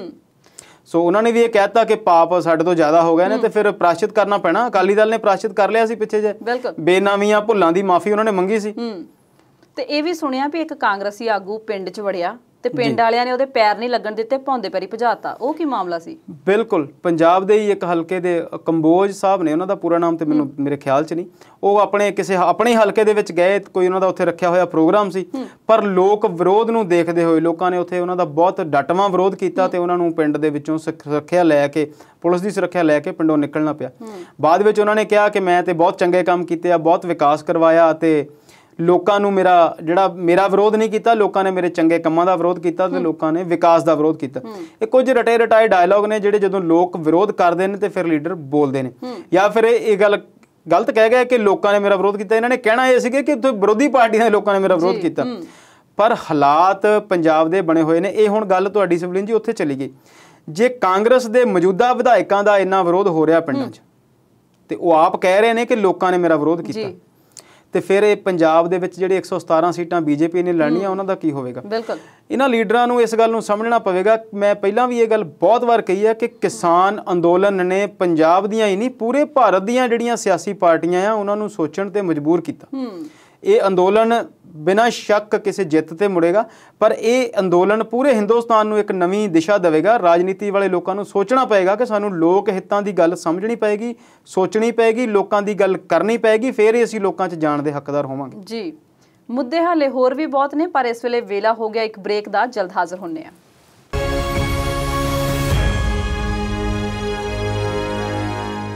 ਪ੍ਰੋਗਰਾਮ ਦੇ ਅਖੀਰਲੇ ਹਿੱਸੇ ਵਿੱਚ ਵਿਚਾਰ ਚਰਚਾ ਦੇਖ ਰਹੇ ਦਰਸ਼ਕਾਂ ਦਾ ਸਵਾਗਤ ਕਰਦੇ ਹਾਂ। ਸ਼ਰਮਾ ਜੀ, ਭਾਰਤ ਦੀ ਰਾਜਨੀਤੀ ਦੀ ਵੀ ਗੱਲ ਕਰ ਲਈ, ਪੰਜਾਬ ਦੀ ਵੀ ਕਰ ਲਈ, ਹੁਣ ਮਾੜਾ ਜਿਹਾ ਬਾਹਰ ਨਿਕਲ ਕੇ ਕਿਸਾਨ ਅੰਦੋਲਨ ਦੀ ਗੱਲ ਕਰਦੇ ਹਾਂ। ਅੱਜ ਪੂਰੇ 200 ਦਿਨ ਹੋ ਗਏ ਕਿਸਾਨ ਅੰਦੋਲਨ ਨੂੰ, ਤੇ ਤੁਸੀਂ ਥੋੜੇ ਦਿਨ ਪਹਿਲਾਂ ਦਿੱਲੀ ਜਾ ਕੇ ਆਏ। ਇਸ ਵੇਲੇ ਦੀ ਤਾਜ਼ਾ ਸਥਿਤੀ ਕੀ ਹੈ ਅੰਦੋਲਨ ਦੀ? ਸਵਲੀਨ ਜੀ, ਤੁਹਾਡੀ ਗੱਲ ਬਿਲਕੁਲ ਠੀਕ ਆ। 200 ਦਿਨ ਹੋ ਗਏ, ਬਹੁਤ ਲੰਬਾ ਵਕਫਾ ਆ। ਇੱਕ ਅੰਦੋਲਨ ਨੂੰ ਚਲਾਈ ਰੱਖਣਾ, ਇੱਕ ਸਰਕਾਰ ਦੇ ਖਿਲਾਫ ਆਪਣੀ ਗੱਲ ਦੱਸਣੀ, ਉਸ ਸਰਕਾਰ ਦਾ ਉਸ ਗੱਲ ਨੂੰ ਅਣਗੌਲਿਆਂ ਕਰ ਦੇਣਾ, ਤੇ ਫਿਰ ਵਾਰ-ਵਾਰ ਸਰਕਾਰ ਦਾ ਬਿਲਕੁਲ ਇੱਕ ਢੀਠਾਂ ਵਾਂਗ ਕੋਈ ਗੱਲ ਦਾ ਅਲਾਪ ਲਾਈ ਰੱਖਣਾ ਕਿ ਸਾਨੂੰ ਆਪਣੀ ਗੱਲ ਸਮਝਾਓ, ਸਾਨੂੰ ਇਸ ਕਾਨੂੰਨ ਦੇ ਵਿੱਚ ਜੋ ਗਲਤ ਆ ਉਹ ਸਮਝਾਓ। ਬਹੁਤ ਡਿਟੇਲ ਨਾਲ ਅਸੀਂ ਇਹਦੇ ਤੇ ਗੱਲ ਕਰ ਚੁੱਕੇ ਹਾਂ, ਤੇ ਮੇਰਾ ਵਿਚਾਰ ਆ, ਮੇਰਾ ਖਿਆਲ ਆ ਕਿ ਇਹਦੇ ਤੇ ਬਹੁਤ ਸਾਰੇ ਲੇਖਕਾਂ ਨੇ ਹੁਣ ਤੱਕ ਲਿਖਣਾ ਸ਼ੁਰੂ ਕਰ ਦਿੱਤਾ। ਹੁਣ ਆਉਣ ਵਾਲੇ ਸਮੇਂ 'ਚ ਬਹੁਤ ਸਾਰੀਆਂ ਸੋਸ਼ਲ ਕਿਤਾਬਾਂ ਇਸ ਵਿਸ਼ੇ ਦੇ ਉੱਤੇ ਛਪਣਗੀਆਂ ਕਿ ਕਿਵੇਂ ਅੰਦੋਲਨ ਚੱਲਿਆ, ਕਿਵੇਂ ਇਹ ਅੱਗੇ ਵਧਿਆ, ਤੇ ਕਿਵੇਂ ਇਸ ਅੰਦੋਲਨ ਦੇ ਵਿੱਚ ਕੀ ਹੋਇਆ। ਅਸੀਂ ਆਪਣੇ ਹੀ ਚੈਨਲ ਤੋਂ ਇੱਕ ਸਪੈਸ਼ਲ ਲੜੀ ਪੇਸ਼ ਕਰ ਚੁੱਕੇ ਹਾਂ, ਉਹਦੇ ਹਾਲੇ ਵੀ ਉਹ ਚੱਲ ਰਹੀ ਆ। ਆਉਣ ਵਾਲੇ ਦਿਨਾਂ 'ਚ ਉਹਦੇ 1-2 ਭਾਗ ਜਿਹੜੇ ਹੋਰ ਦਰਸ਼ਕਾਂ ਸਾਹਮਣੇ ਆਉਣਗੇ। 200 दिन ਹੋ ਗਏ ਇਸ ਅੰਦੋਲਨ ਨੂੰ ਸ਼ੁਰੂ ਹੋਇਆ। ਬੀਤੇ ਦਿਨ ਹੀ ਸਾਨੂੰ ਫਿਰ ਇੱਕ ਵਾਰ ਉੱਥੇ ਜਾਣ ਦਾ ਮੌਕਾ ਮਿਲਿਆ। ਕਈ ਵਾਰ ਅਸੀਂ ਪਹਿਲਾਂ ਵੀ ਜਾ ਆਏ ਹਾਂ ਤੇ ਸਾਡੇ ਪੱਤਰਕਾਰ ਬਿਲਗਾ ਸਾਹਿਬ ਉੱਥੇ ਫਿਰ ਵੀ ਹਾਲੇ ਵੀ ਉੱਥੇ ਹੀ ਨੇ ਤੇ ਲਗਾਤਾਰ ਉਸ ਚੀਜ਼ ਨੂੰ ਦੇਖ ਰਹੇ ਨੇ। ਪਹਿਲਾਂ ਜਦੋਂ ਅੰਦੋਲਨ ਸ਼ੁਰੂ ਹੋਇਆ ਸੀ ਤੇ ਬਹੁਤ ਕਾਲ ਦੇ ਵਿੱਚ ਅਸੀਂ ਉੱਥੇ ਗਏ ਸੀ। ਠੰਡ ਆ ਰਹੀ ਸੀ ਤੇ ਫਿਰ ਉੱਥੇ ਸੈਟਿੰਗ ਕਰਨੀ ਪਈ, ਟਰਾਲੀਆਂ ਲਾਈਆਂ, ਟੈਂਟ ਲਾਏ। ਪਹਿਲਾਂ ਜਿਹੜੀ ਸਟੇਜ ਸੀ ਉਹ ਕੱਚੀ ਸੀ, ਫਿਰ ਉਹ ਟਰਾਲੀ ਤੇ ਸੀ, ਫਿਰ ਹੁਣ ਪਰਮਾਨੈਂਟ ਸਟੇਜ ਹੋਈ। ਹੁਣ ਜੋ ਅੰਦੋਲਨ ਆ, ਹੁਣ ਅੰਦੋਲਨ ਬਿਲਕੁਲ ਇੱਕ ਸ਼ਾਂਤ ਪਿੰਡ ਵਾਂਗ ਆ। ਇੱਦਾਂ ਸਮਝ ਲਓ ਕਿ ਇੱਕ ਵੱਡਾ ਪਿੰਡ ਵਸਿਆ ਹੋਇਆ ਕੁਝ ਕਿਲੋਮੀਟਰ ਦਾ, ਇੱਕ ਸ਼ਹਿਰ ਕਹਿ ਲਓ ਉਹਨੂੰ। ਸ਼ਹਿਰ ਇਸ ਕਰਕੇ ਨਹੀਂ ਕਹਿੰਦੇ ਕਿ ਉਹਨਾਂ ਦਾ ਆਪਣਾ ਬਾਜ਼ਾਰ ਨਹੀਂ ਆ, ਹਾਲਾਂਕਿ ਆਲੇ ਦੁਆਲੇ ਬਾਜ਼ਾਰ ਜ਼ਰੂਰ ਆ। ਤੇ ਉੱਥੇ ਲੋੜੀਂਦੀਆਂ ਸਾਰੀਆਂ ਚੀਜ਼ਾਂ ਨੇ, ਸਟੇਜ ਲੱਗੀ ਹੋਈ ਆ, ਭੀੜ ਕਾਫੀ ਆ, ਲੋਕ ਬਹੁਤ ਨੇ। ਪਰ ਹੁਣ ਉਹ ਲੋਕ ਬਹੁਤ ਠਰਮੇ 'ਚ ਨੇ। ਮੈਨੂੰ ਉਹਨਾਂ ਯੂਨੀਅਨਿਸਟਸ ਦੀ, ਉਹਨਾਂ ਸੰਗਠਨਕਾਰੀਆਂ ਦੀ, ਉਹਨਾਂ ਸਾਡੀਆਂ ਜਿਹੜੀਆਂ ਖੇਤੀ ਦੀਆਂ ਯੂਨੀਅਨਸ ਨੇ, ਉਹਨਾਂ ਦੇ ਜਿਹੜੇ ਲੋਕ ਨੇ ਜਿਹੜੇ ਇਹਨੂੰ ਲੈ ਕੇ ਗਏ ਨੇ ਇੱਥੋਂ ਉੱਥੇ ਤੱਕ, ਤੇ ਜਿੱਦਾਂ ਉਹਨੂੰ ਇੱਥੇ ਤੱਕ ਲੈ ਪਹੁੰਚਾਇਆ ਉਹਨਾਂ ਨੇ, ਜਿੱਥੇ ਤੱਕ ਹੁਣ ਅੰਦੋਲਨ ਪਹੁੰਚਿਆ, ਉਹਨਾਂ ਦੀ ਦੂਰਦਰਸ਼ਤਾ ਸਮਝ ਆਉਂਦੀ ਆ। ਤੇ ਬਹੁਤ ਹੈਰਾਨੀ ਹੁੰਦੀ ਆ ਕਿ ਇਹ ਲੋਕ ਬਹੁਤ ਦੂਰ ਤੱਕ ਦੇਖ ਸਕਦੇ ਨੇ। ਜਦੋਂ ਉਹਨਾਂ ਨੇ ਇਸ ਅੰਦੋਲਨ ਦੀ ਉੱਥੇ ਪਹੁੰਚੇ ਸੀ 26 ਨਵੰਬਰ ਨੂੰ, ਤਾਂ ਉਹਨਾਂ ਨੇ ਕਿਹਾ ਸੀਗਾ ਕਿ ਅਸੀਂ 6 ਮਹੀਨੇ ਬਾਰੇ ਸੋਚ ਕੇ ਆਏ ਹਾਂ। ਹਾਲਾਂਕਿ ਅਸੀਂ ਸਮਝਦੇ ਹਾਂ ਕਿ ਸਾਨੂੰ ਰਾਜਨੀਤੀ ਦੀ ਸਮਝ ਹੈ, ਜਾਂ ਅਸੀਂ ਇਹਨਾਂ ਗੱਲਾਂ ਨੂੰ ਸਮਝਦੇ ਹਾਂ, ਜਾਂ ਸਾਨੂੰ ਅੰਦੋਲਨ ਦੀ ਕੁਝ ਸਮਝ ਆ। ਸਾਨੂੰ ਲੱਗਦਾ ਸੀ ਕਿ ਨਹੀਂ ਯਾਰ, ਇਹ ਐਵੇਂ ਸਰਕਾਰ ਤੇ ਦਬਾਅ ਬਣਾ ਰਹੇ, 6 ਮਹੀਨੇ ਥੋੜੀ ਨਾ ਸੜਕਾਂ ਤੇ ਬੈਠੇ ਰਹਿਣਗੇ। ਪਰ ਦੇਖੋ 6 ਤੋਂ ਵੀ ਅੱਗੇ ਲੰਘ ਗਈ ਗੱਲ, 6.5 ਤੋਂ ਵੀ ਅੱਗੇ ਲੰਘ ਗਈ, 7 ਮਹੀਨੇ ਹੋਣ ਵਾਲੇ। ਪਰ ਅੰਦੋਲਨ ਹੁਣ ਬਿਲਕੁਲ ਘੁੱਗ ਵਸਦਾ। ਸਰਕਾਰ ਨੂੰ ਬੀਤੇ ਦਿਨੀ ਥੋੜੀ ਜਿਹੀ ਹਿਲਜੁਲ ਹੋਈ ਸੀ ਕਿ ਜਦੋਂ ਇਹਨਾਂ ਨੇ ਚਿੱਠੀ ਲਿਖੀ ਸੀ ਅੰਦੋਲਨਕਾਰੀਆਂ ਨੇ, ਤੇ ਸਾਨੂੰ ਲੱਗਦਾ ਸੀਗਾ ਕਿ ਇਹ ਜਿਹੜਾ ਕੰਮ ਆ ਉਹ ਨੇੜੇ ਆ ਗਿਆ। ਪਰ ਹੁਣ ਲੱਗਦਾ ਕਿ ਨਹੀਂ, ਗੱਲ ਜਿਹੜੀ ਆ ਉਹ ਹਾਲੇ ਪੇਚ ਫਸਿਆ ਹੋਇਆ। ਤੇ ਹੁਣ ਇੱਕ ਹੋਰ ਥਿਊਰੀ ਸਮਝ ਆ ਰਹੀ ਆ, ਬੀਜੇਪੀ ਕਹਿ ਰਿਹਾ ਕਿ ਇਸ ਗੱਲ ਤੇ ਸੋਚ ਰਹੀ ਆ ਕਿ ਇਹਨੂੰ ਥੋੜਾ ਜਿਹਾ ਹੋਰ ਲਮਕਾਇਆ ਜਾਵੇ ਤੇ ਆਉਣ ਵਾਲੇ ਦਿਨਾਂ 'ਚ ਇਹਨੂੰ ਫਿਰ ਉੱਥੇ ਤੱਕ ਲੈ ਕੇ ਜਾਈਏ ਕਿ ਜਦੋਂ ਇਲੈਕਸ਼ਨਸ ਥੋੜੀ ਜਿਹੀਆਂ ਹੋਰ ਨੇੜੇ ਆ ਜਾਣ, ਪੱਤਾ ਖੇਡਣਾ ਫਿਰ। ਬਿਲਕੁਲ। ਤੇ ਬੀਤੇ ਦਿਨੀ ਉੱਥੇ ਇੱਕ ਦੋ ਝਗੜੇ ਦੀਆਂ ਘਟਨਾਵਾਂ ਵੀ ਸੁਣੀਆਂ ਕਿ ਉੱਥੇ ਕੁਝ ਪੁਲਿਸ ਵਾਲੇ ਆ, ਉਹਨਾਂ ਨਾਲ ਕੁੱਟਮਾਰ ਹੋਈ ਆ ਕੁਝ ਕਿਸਾਨ ਭਾਈਆਂ ਵੱਲੋਂ। ਹੋ ਸਕਦਾ ਇਹੋ ਜਿਹੀ ਕੋਈ ਗੱਲ ਹੋਈ ਹੋਵੇ, ਕਿਸੇ ਵੇਲੇ ਬੰਦਾ ਤੈਸ਼ 'ਚ ਵੀ ਆ ਜਾਂਦਾ। ਪਰ ਆਮ ਤੌਰ ਤੇ ਜਿਹੜਾ ਅੰਦੋਲਨ ਆ ਉੱਥੇ ਮੀਂਹ, ਧੁੱਪ, ਠੰਡ, ਗੜੇਮਾਰੀ ਸਾਰਾ ਕੁਝ ਨੂੰ ਸਹਿੰਦਾ ਹੋਇਆ ਬਿਲਕੁਲ ਸ਼ਾਂਤ ਤਰੀਕੇ ਦੇ ਨਾਲ ਆਪਣੀ ਗੱਲ ਜਿਹੜੀ ਆ ਉਹ ਰੱਖ ਰਿਹਾ। ਮੈਂ ਇਹ ਗੱਲ ਬਹੁਤ ਵਾਰ ਕਹਿ ਚੁੱਕਾ ਕਿ ਇਸ ਸਦੀ ਦੀਆਂ ਵੱਡੀਆਂ ਘਟਨਾਵਾਂ ਹੋਣਗੀਆਂ ਜਦੋਂ ਇਹ ਸਦੀ ਜਿਹੜੀ ਮੁੱਕੇਗੀ ਤੇ ਇਹਦਾ ਇਤਿਹਾਸ ਲਿਖਿਆ ਜਾਵੇਗਾ। ਜੀ, ਤੁਸੀਂ ਕਹਿ ਰਹੇ ਹੋ ਕਿ ਭਾਜਪਾ ਜਿਹੜੀ ਅੜੀ ਹੋਈ ਆ, ਪਰ ਪੰਜਾਬ ਦੇ ਵਿੱਚ ਕੁਝ ਲੀਡਰ ਜਿਹੜੇ ਨੇ ਭਾਜਪਾ ਦੇ, ਉਹ ਕਿਸਾਨ ਅੰਦੋਲਨ ਦੇ ਹੱਕ 'ਚ ਬੋਲ ਰਹੇ ਨੇ। ਬਿਲਕੁਲ, ਪੰਜਾਬ ਦੇ ਵਿੱਚੋਂ ਕੁਝ ਆਵਾਜ਼ਾਂ ਇਹੋ ਜਿਹੀਆਂ ਉੱਠੀਆਂ ਨੇ ਸਵਲੀਨ ਜੀ, ਜਿਹੜੀਆਂ ਸਾਨੂੰ ਸੁਣਨ ਨੂੰ ਚੰਗੀਆਂ ਲੱਗਦੀਆਂ, ਪਰ ਉਹਨਾਂ ਦੇ ਵਿੱਚ ਸ਼ੱਕ ਵੀ ਜ਼ਾਹਿਰ ਹੁੰਦਾ ਕਿ ਇਹ ਇੰਨੀ ਲੇਟ ਕਿਉਂ ਆਈਆਂ। ਸਭ ਤੋਂ ਪਹਿਲਾਂ ਮਾਸਟਰ ਮੋਹਨ ਲਾਲ ਪਠਾਨਕੋਟ ਤੋਂ ਬੀਜੇਪੀ ਦੇ ਵੱਡੇ ਲੀਡਰ ਨੇ, ਉਹ ਬੋਲੇ ਸੀ। ਮਦਨ ਮੋਹਨ ਮਿੱਤਲ ਪੰਜਾਬ ਦੇ ਇੱਕ ਵੱਡੇ ਲੀਡਰ ਰਹੇ ਨੇ, ਉਹਨਾਂ ਨੇ ਅੱਜ ਵੀ ਇਹ ਗੱਲ ਕਹੀ ਆ ਕਿ ਜੇ ਕਿਸਾਨ ਸਾਥੀ ਚਾਹੁਣ, ਜੇ ਕਿਸਾਨ ਯੂਨੀਅਨ ਚਾਹੁਣ ਤੇ ਮੈਂ ਵਿਚੋਲਗੀ ਕਰਨ ਲਈ ਤਿਆਰ ਹਾਂ। ਅਨਿਲ ਜੋਸ਼ੀ ਬੀਜੇਪੀ ਦੇ ਵੱਡੇ ਲੀਡਰ ਰਹੇ ਨੇ ਅੰਮ੍ਰਿਤਸਰ ਤੋਂ, ਉਹਨਾਂ ਨੇ ਵੀ ਬੀਤੇ ਜੇ ਇਹ ਗੱਲ ਕਹੀ ਆ ਸਰਕਾਰ ਨੂੰ ਕਿ ਸਰਕਾਰ ਨੂੰ ਕਿਸਾਨਾਂ ਦੀ ਗੱਲ ਸੁਣਨੀ ਚਾਹੀਦੀ ਹੈ, ਕਿਸਾਨਾਂ ਦੀ ਗੱਲ ਜਾਇਜ਼ ਆ। ਫਿਰ ਜਲੰਧਰ ਤੋਂ KD ਭੰਡਾਰੀ ਬੀਜੇਪੀ ਦੇ MLA ਰਹੇ ਨੇ, ਉਹਨਾਂ ਨੇ ਵੀ ਇਹ ਗੱਲ ਕਹੀ ਆ ਕਿ ਕਿਸਾਨਾਂ ਦੀ ਗੱਲ ਜਿਹੜੀ ਸੁਣੀ ਜਾਣੀ ਚਾਹੀਦੀ। ਚਾਰੋਂ ਦੂਰ ਤੋਂ ਨੇ, ਵੱਡੇ ਲੀਡਰ ਨੇ ਪੰਜਾਬ ਦੇ ਬੀਜੇਪੀ ਦੇ। ਹੁਣ ਇਹਨਾਂ ਨੇ ਇਹ ਗੱਲ 6 ਮਹੀਨੇ ਬਾਅਦ ਕਿਉਂ ਕਹੀ ਆ, ਇਹ ਗੱਲ ਜਿਹੜੀ ਆ ਉਹ ਥੋੜੀ ਜਿਹੀ ਸ਼ੱਕ ਦੀ ਸੂਈ ਘਮਾਉਂਦੀ ਹੈ। ਪਰ ਇਹਨਾਂ ਨੇ ਗੱਲ ਲੋਕ ਹਿੱਤ ਦੀ ਕਹੀ ਹੈ, ਇਸ ਕਰਕੇ ਉਹ ਚੰਗੀ ਲੱਗਦੀ ਹੈ। ਕਿਸਾਨਾਂ ਨੇ ਇਸ ਸੰਬੰਧ ਦੇ ਵਿੱਚ ਸਿਰਫ ਇੰਨੀ ਕੁ ਗੱਲ ਕਹੀ ਆ ਕਿ ਦੇਖੋ ਹੁਣ ਇਹਨਾਂ ਦੇ ਲੋਕ ਵੀ ਬੋਲਣ ਲੱਗੇ ਨੇ ਤੇ ਸਰਕਾਰ ਨੂੰ ਇਹ ਗੱਲ ਸੁਣਨੀ ਚਾਹੀਦੀ ਹੈ। ਹੋ ਸਕਦਾ ਇਹਨਾਂ ਲੀਡਰਾਂ ਨੇ ਪੰਜਾਬ ਦੇ ਵਿੱਚ ਚੋਣ ਤੇ ਲੜਨੀ ਆ। ਜੇ ਮਾਸਟਰ ਮੋਹਨ ਲਾਲ ਤੇ ਮਦਨ ਮੋਹਨ ਮਿੱਤਲ ਜੀ ਦੀ ਗੱਲ ਛੱਡ ਦਈਏ, ਉਹ ਬਜ਼ੁਰਗ ਲੀਡਰ ਨੇ, ਉਹਨਾਂ ਨੇ ਹੁਣ ਪਿਛਲੀ ਵਾਰ ਵੀ ਇਲੈਕਸ਼ਨ ਨਹੀਂ ਲੜੀ ਸੀ, ਤੇ ਇਹ ਜਿਹੜੇ ਯੰਗ ਨੇ ਇਹਨਾਂ ਨੇ ਤਾਂ ਇਲੈਕਸ਼ਨ ਲੜਨੀ ਆ। ਹੋ ਸਕਦਾ ਇਹ ਲੋਕਾਂ ਦੇ ਵਿੱਚ ਆਪਣੀ ਭੱਲ ਬਣਾਉਣ ਲਈ ਕਹਿ ਰਹੇ ਹੋਣ, ਹੋ ਸਕਦਾ ਇਹਨਾਂ ਦਾ ਧਿਆਨ ਹੀ ਥੋੜੀ ਲੇਟ ਜਾਗਿਆ ਹੋਵੇ, ਰਾਜਨੀਤੀ ਦੇ ਲੋਕ ਨੇ, ਕੁਝ ਹੋਰ ਕਾਰਨ ਵੀ ਹੋ ਸਕਦੇ ਨੇ। ਪਰ ਜੇ ਲੋਕ ਇਹਨਾਂ ਦੇ ਹੱਕ ਦੇ ਵਿੱਚ ਬੋਲੇ ਨੇ, ਜੇ ਦੇਰ ਨਾਲ ਵੀ ਬੋਲੇ ਨੇ ਤੇ ਚੰਗੀ ਗੱਲ, ਦੇਰ ਆਏ ਦਰੁਸਤ ਆਏ। ਬਿਲਕੁਲ। ਤੇ ਰਾਜਨੀਤੀ ਦੀ ਅਸੀਂ ਗੱਲ ਕਰ ਰਹੇ, ਜਿਹੜੀ ਮਰਜ਼ੀ ਗੱਲ ਕਰ ਲਈਏ, ਘੁੰਮ ਕੇ ਅਸੀਂ ਰਾਜਨੀਤੀ ਤੇ ਹੀ ਆ ਜਾਂਦੇ, ਸਰਕਾਰਾਂ ਤੇ ਹੀ ਆ ਜਾਂਦੇ ਆ। ਤੇ ਕੇਂਦਰ ਸਰਕਾਰ ਨੇ ਸੁਣਿਆ ਵੀ ਸੂਬਿਆਂ ਨੂੰ ਚਿੱਠੀਆਂ ਲਿਖੀਆਂ ਨੇ, ਉਹਦੇ ਵਿੱਚ ਕੋਈ ਸਬਸਿਡੀ ਦੀ ਗੱਲ ਕੀਤੀ ਹੈ। ਸਵਲੀਨ ਜੀ, ਜਦੋਂ ਇਹ ਅੰਦੋਲਨ ਸ਼ੁਰੂ ਹੋਇਆ ਸੀ ਤੇ ਕੇਂਦਰ ਸਰਕਾਰ ਨੇ ਇੱਕ ਬਿਜਲੀ ਸੋਧ ਬਿੱਲ ਦੀ ਗੱਲ ਕੀਤੀ ਸੀ, ਕਿਉਂਕਿ ਬਿਜਲੀ, ਪੈਟਰੋਲ ਤੋਂ ਬਾਅਦ ਬਿਜਲੀ ਜਿਹੜੀ ਆ ਉਹਦੇ ਤੇ ਸਬਸਿਡਾਈਜ਼ਡ ਸੈਕਟਰ ਜਿਹੜਾ ਬਹੁਤ ਡਿਪੈਂਡੈਂਟ ਆ। ਕਿਸਾਨਾਂ ਨੂੰ ਜਿਹੜੀ ਬਿਜਲੀ ਉਹ ਮੁਫਤ ਦਿੱਤੀ ਜਾ ਰਹੀ ਆ ਤੇ ਇਹ ਸਰਕਾਰਾਂ ਨੂੰ ਬਹੁਤ ਚੁੱਭਦੀ ਆ, ਕਿਉਂਕਿ ਸਰਕਾਰਾਂ ਵੈਲਫੇਅਰ ਫਾਰਮ ਆਫ ਗਵਰਨਮੈਂਟ ਨਾ ਹੋ ਕੇ, ਪਬਲਿਕ ਤਰੀਕੇ ਨਾਲ ਕੰਮ ਨਾ ਕਰਕੇ, ਪ੍ਰਾਈਵੇਟ ਲਿਮਟਿਡ ਕੰਪਨੀਜ਼ ਵਾਂਗ ਆਪਣੇ ਖਜ਼ਾਨੇ ਦਾ ਬਹੁਤ ਧਿਆਨ ਰੱਖਦੀਆਂ। ਮੈਂ ਇਹ ਗੱਲ ਬਹੁਤ ਦਾਅਵੇ ਨਾਲ ਕਹਿੰਦਾ ਕਿ ਸਰਕਾਰ ਜਿਹੜੇ ਖਰਚੇ ਆਪ ਕਰਦੀ ਆ, ਜਿਹੜੇ ਆਪਣੇ ਤੇ ਕਰਦੀ ਆ, ਉਹਦੇ ਬਾਰੇ ਕਦੇ ਧਿਆਨ ਨਹੀਂ ਦਿੱਤਾ। ਪਿਛਲੇ ਪ੍ਰੋਗਰਾਮ 'ਚ ਅਸੀਂ ਗੱਲ ਕੀਤੀ ਕਿ ਬੀਜੇਪੀ ਨੂੰ ਜਿੰਨੇ ਫੰਡ ਆ ਰਹੇ ਨੇ ਉਹਦੇ ਬਾਰੇ ਤਾਂ ਉਹ RTI ਰਾਹੀਂ ਵੀ ਜਾਣਕਾਰੀ ਦੇਣ ਦੀ ਤਿਆਰ ਨਹੀਂ, ਪਰ ਕਿਸਾਨਾਂ ਨੂੰ ਜਿਹੜੀ ਸਬਸਿਡੀ ਦਿੱਤੀ ਜਾ ਰਹੀ ਆ ਉਹ ਇਹਨਾਂ ਨੂੰ ਬੜੀ ਪਰੇਸ਼ਾਨ ਕਰਦੀ ਆ। ਇੱਕ ਖਬਰ ਆ ਕਿ ਇਹਨਾਂ ਨੇ ਸਾਰੀਆਂ ਸੂਬਾ ਸਰਕਾਰਾਂ ਨੂੰ ਇੱਕ ਚਿੱਠੀ ਲਿਖੀ ਆ ਜਿਹਦੇ 'ਚ ਉਹਨਾਂ ਨੇ ਇਹ ਕਿਹਾ ਕਿ ਜਿਹੜੀਆਂ ਸਰਕਾਰਾਂ ਸੂਬਿਆਂ ਦੇ ਵਿੱਚ ਸਬਸਿਡਾਈਜ਼ ਸੈਕਟਰ ਨੂੰ ਘੱਟ ਕਰਨਗੀਆਂ ਜਾਂ ਖਤਮ ਕਰਨ ਦੀ ਕੋਸ਼ਿਸ਼ ਕਰਨਗੀਆਂ ਉਹਦੇ ਲਈ ਕੁਝ ਨੰਬਰ ਸੈੱਟ ਕੀਤੇ ਨੇ ਕਿ ਜੇ ਤੁਸੀਂ ਇੰਨਾ ਘੱਟ ਕਰੋਗੇ ਤਾਂ ਤੁਹਾਨੂੰ 20 ਨੰਬਰ ਮਿਲਣਗੇ, ਜੇ ਇੰਨਾ ਸੈੱਟ ਕਰੋਗੇ ਤਾਂ 25 ਨੰਬਰ ਮਿਲਣਗੇ, ਜੇ ਇੰਨਾ ਕਰੋਗੇ ਤਾਂ 50 ਨੰਬਰ ਮਿਲਣਗੇ। ਤੇ ਜਿੰਨੇ ਤੁਸੀਂ ਉਹ ਸਰਕਾਰ ਦੇ ਕਹੇ ਅਨੁਸਾਰ ਉਹਨਾਂ ਨਿਯਮਾਂ ਨੂੰ ਲਾਗੂ ਕਰੋਗੇ, ਸਬਸਿਡੀਜ਼ ਨੂੰ ਘੱਟ ਕਰੋਗੇ, ਜਿਹੜੀਆਂ ਬਿਜਲੀ ਦੇ ਉੱਤੇ ਸਹੂਲਤਾਂ ਦਿੱਤੀਆਂ ਹੋਈਆਂ ਉਹਨਾਂ ਨੂੰ ਖਤਮ ਕਰੋਗੇ, ਉਹਨਾਂ ਤੁਸੀਂ ਕੇਂਦਰ ਸਰਕਾਰ ਤੋਂ ਕਰਜ਼ ਜਿਹੜਾ ਆ ਉਹ ਵੱਧ ਲੈ ਸਕੋਗੇ। ਮੈਂ ਗੱਲ ਕਰਦਾ ਸੀਗਾ ਕਿ ਜਦੋਂ ਇਹ ਅੰਦੋਲਨ ਸ਼ੁਰੂ ਹੋਇਆ ਸੀ ਉਹਦੇ ਵਿੱਚ ਬਿਜਲੀ ਸੋਧ ਬਿੱਲ ਵੀ ਸੀ ਜੀ। ਉਸ ਬਿਜਲੀ ਸੋਧ ਬਿੱਲ ਨੂੰ ਇਹਨਾਂ ਨੇ ਛੇਤੀ ਵਾਪਸ ਲੈ ਲਿਆ ਸੀ। ਉਹਦੇ ਨਾਲ ਹੀ ਇੱਕ ਵਾਤਾਵਰਣ ਦੇ ਸੰਬੰਧੀ ਬਿੱਲ ਵੀ ਸੀ ਜਿਹਦੇ 'ਚ ਕਿਹਾ ਗਿਆ ਸੀ ਕਿ ਜਿਹੜਾ ਕਿਸਾਨ ਖੇਤ ਨੂੰ ਅੱਗ ਲਾਊਗਾ ਉਹਨੂੰ ਕਰੋੜ ਤੱਕ ਜੁਰਮਾਨਾ ਹੋਊਗਾ, ਉਹ ਵੀ ਵਾਪਸ ਲੈ ਲਿਆ ਸੀ। ਪਰ ਹੁਣ ਉਸੇ ਬਿਜਲੀ ਸੋਧ ਬਿੱਲ ਨੂੰ ਲੁਕਵੇਂ ਤਰੀਕੇ ਨਾਲ ਜਿਹੜਾ ਆ ਉਹ ਜਾਰੀ ਕਰਨ ਦੀ ਜਾਂ ਲਾਗੂ ਕਰਨ ਦੀ ਜਿਹੜੀ ਕੋਸ਼ਿਸ਼ ਕੀਤੀ ਜਾ ਰਹੀ ਹੈ। ਦੇਖੋ ਮੈਂ ਕਿਸਾਨ ਹਾਂ, ਕਿਸਾਨੀ ਚਾਹੇ ਆਪਾਂ ਥੋੜੀ ਕਰਦੇ ਹਾਂ ਚਾਹੇ ਬਹੁਤੀ ਕਰਦੇ ਹਾਂ, ਪਰ ਆਪਾਂ ਕਿਸਾਨ ਦੀ ਸਮੱਸਿਆਵਾਂ ਨੂੰ ਸਮਝਦੇ ਹਾਂ ਕਿਉਂਕਿ ਅਸੀਂ ਆਪ ਇਸ ਕਿੱਤੇ ਨਾਲ ਜੁੜੇ ਹੋਏ ਲੋਕ ਹਾਂ। ਕਿਸਾਨ ਬਿਜਲੀ ਬਿਲਕੁਲ ਮੁਫਤ ਨਹੀਂ ਚਾਹੁੰਦਾ, ਉਹ ਸਿਰਫ MSP ਦੀ ਮੰਗ ਕਰਦਾ। ਜੇ ਉਹਨੂੰ ਉਹਦੀ ਬਣਾਈ ਹੋਈ ਚੀਜ਼ ਦਾ ਮੁੱਲ ਪੂਰਾ ਮਿਲੇ ਫਿਰ ਉਹ ਉਸ ਚੀਜ਼ ਦੇ ਉੱਤੇ ਜਿਹੜੇ ਖਰਚ ਹੋਏ ਨੇ ਉਹ ਆਪੇ ਪੂਰੇ ਕਰ ਲਏਗਾ। ਕਿਉਂ ਜੋ ਤੁਸੀਂ ਉਹਨੂੰ ਉਹਦੀ ਕੀਤੀ ਹੋਈ ਕਮਾਈ ਕੀਤੇ ਹੋਏ ਖਰਚਾਂ ਦੇ ਨਾਲ ਮਿਲਾ ਕੇ ਉਹਦੀ ਉਪਜ ਦਾ ਮੁੱਲ ਉਹਨੂੰ ਨਹੀਂ ਦੇ ਰਹੇ, ਇਸ ਕਰਕੇ ਉਹਨੂੰ ਤੁਸੀਂ ਸਬਸਿਡੀ ਦੇ ਰਹੇ ਹੋ। ਇਹ ਬਹੁਤ ਪੁਰਾਣੀ ਗੱਲ ਹੈ। ਕਿਸਾਨ ਕਹਿੰਦੇ ਨੇ ਕਿ ਨਾ ਤੇ ਸਾਨੂੰ ਖਾਦਾਂ ਤੇ ਸਬਸਿਡੀ ਚਾਹੀਦੀ ਹੈ, ਨਾ ਸਾਨੂੰ ਪੈਟਰੋਲੀਅਮ ਪਦਾਰਥਾਂ ਤੇ ਚਾਹੀਦੀ ਹੈ, ਨਾ ਬਿਜਲੀ ਤੇ ਚਾਹੀਦੀ, ਨਾ ਕਿਸੇ ਹੋਰ ਤੇ ਚਾਹੀਦੀ ਹੈ।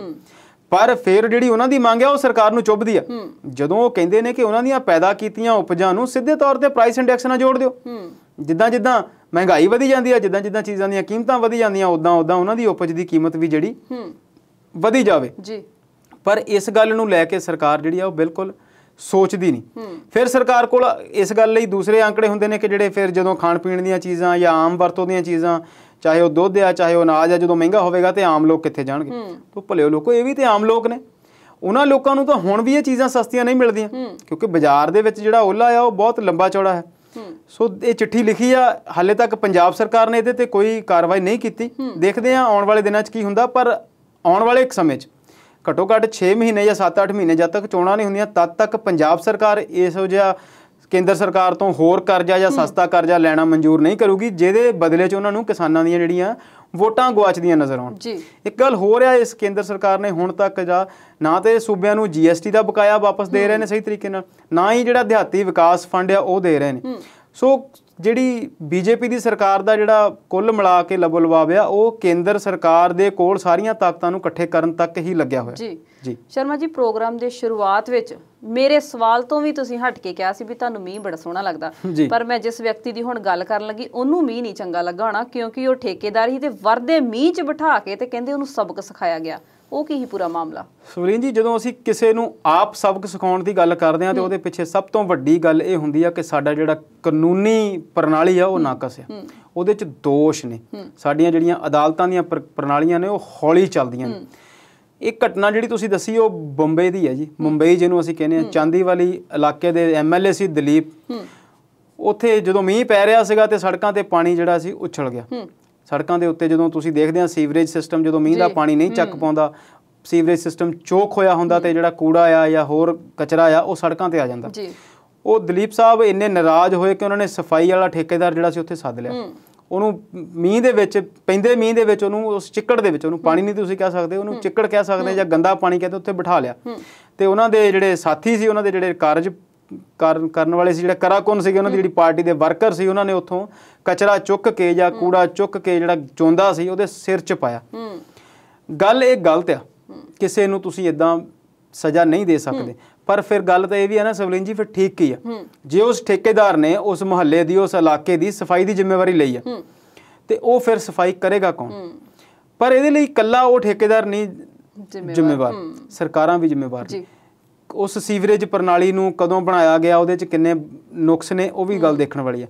ਪਰ ਸਾਨੂੰ ਕਿਤੇ ਨਾ ਕਦੇ ਇਹੋ ਜਿਹਾ ਜਿਹੜਾ ਨਿਆਂ ਆ ਉਹ ਚੰਗਾ ਲੱਗਦਾ ਕਿਉਂਕਿ ਅਸੀਂ ਸਾਰੇ ਚਾਹੁੰਦੇ ਹਾਂ ਕਿ ਇਨਸਾਫ ਮਿਲੇ, ਸਿਸਟਮ ਜਿਹੜਾ ਉਹ ਸੁਚਾਰੂ ਤਰੀਕੇ ਨਾਲ ਚੱਲੇ।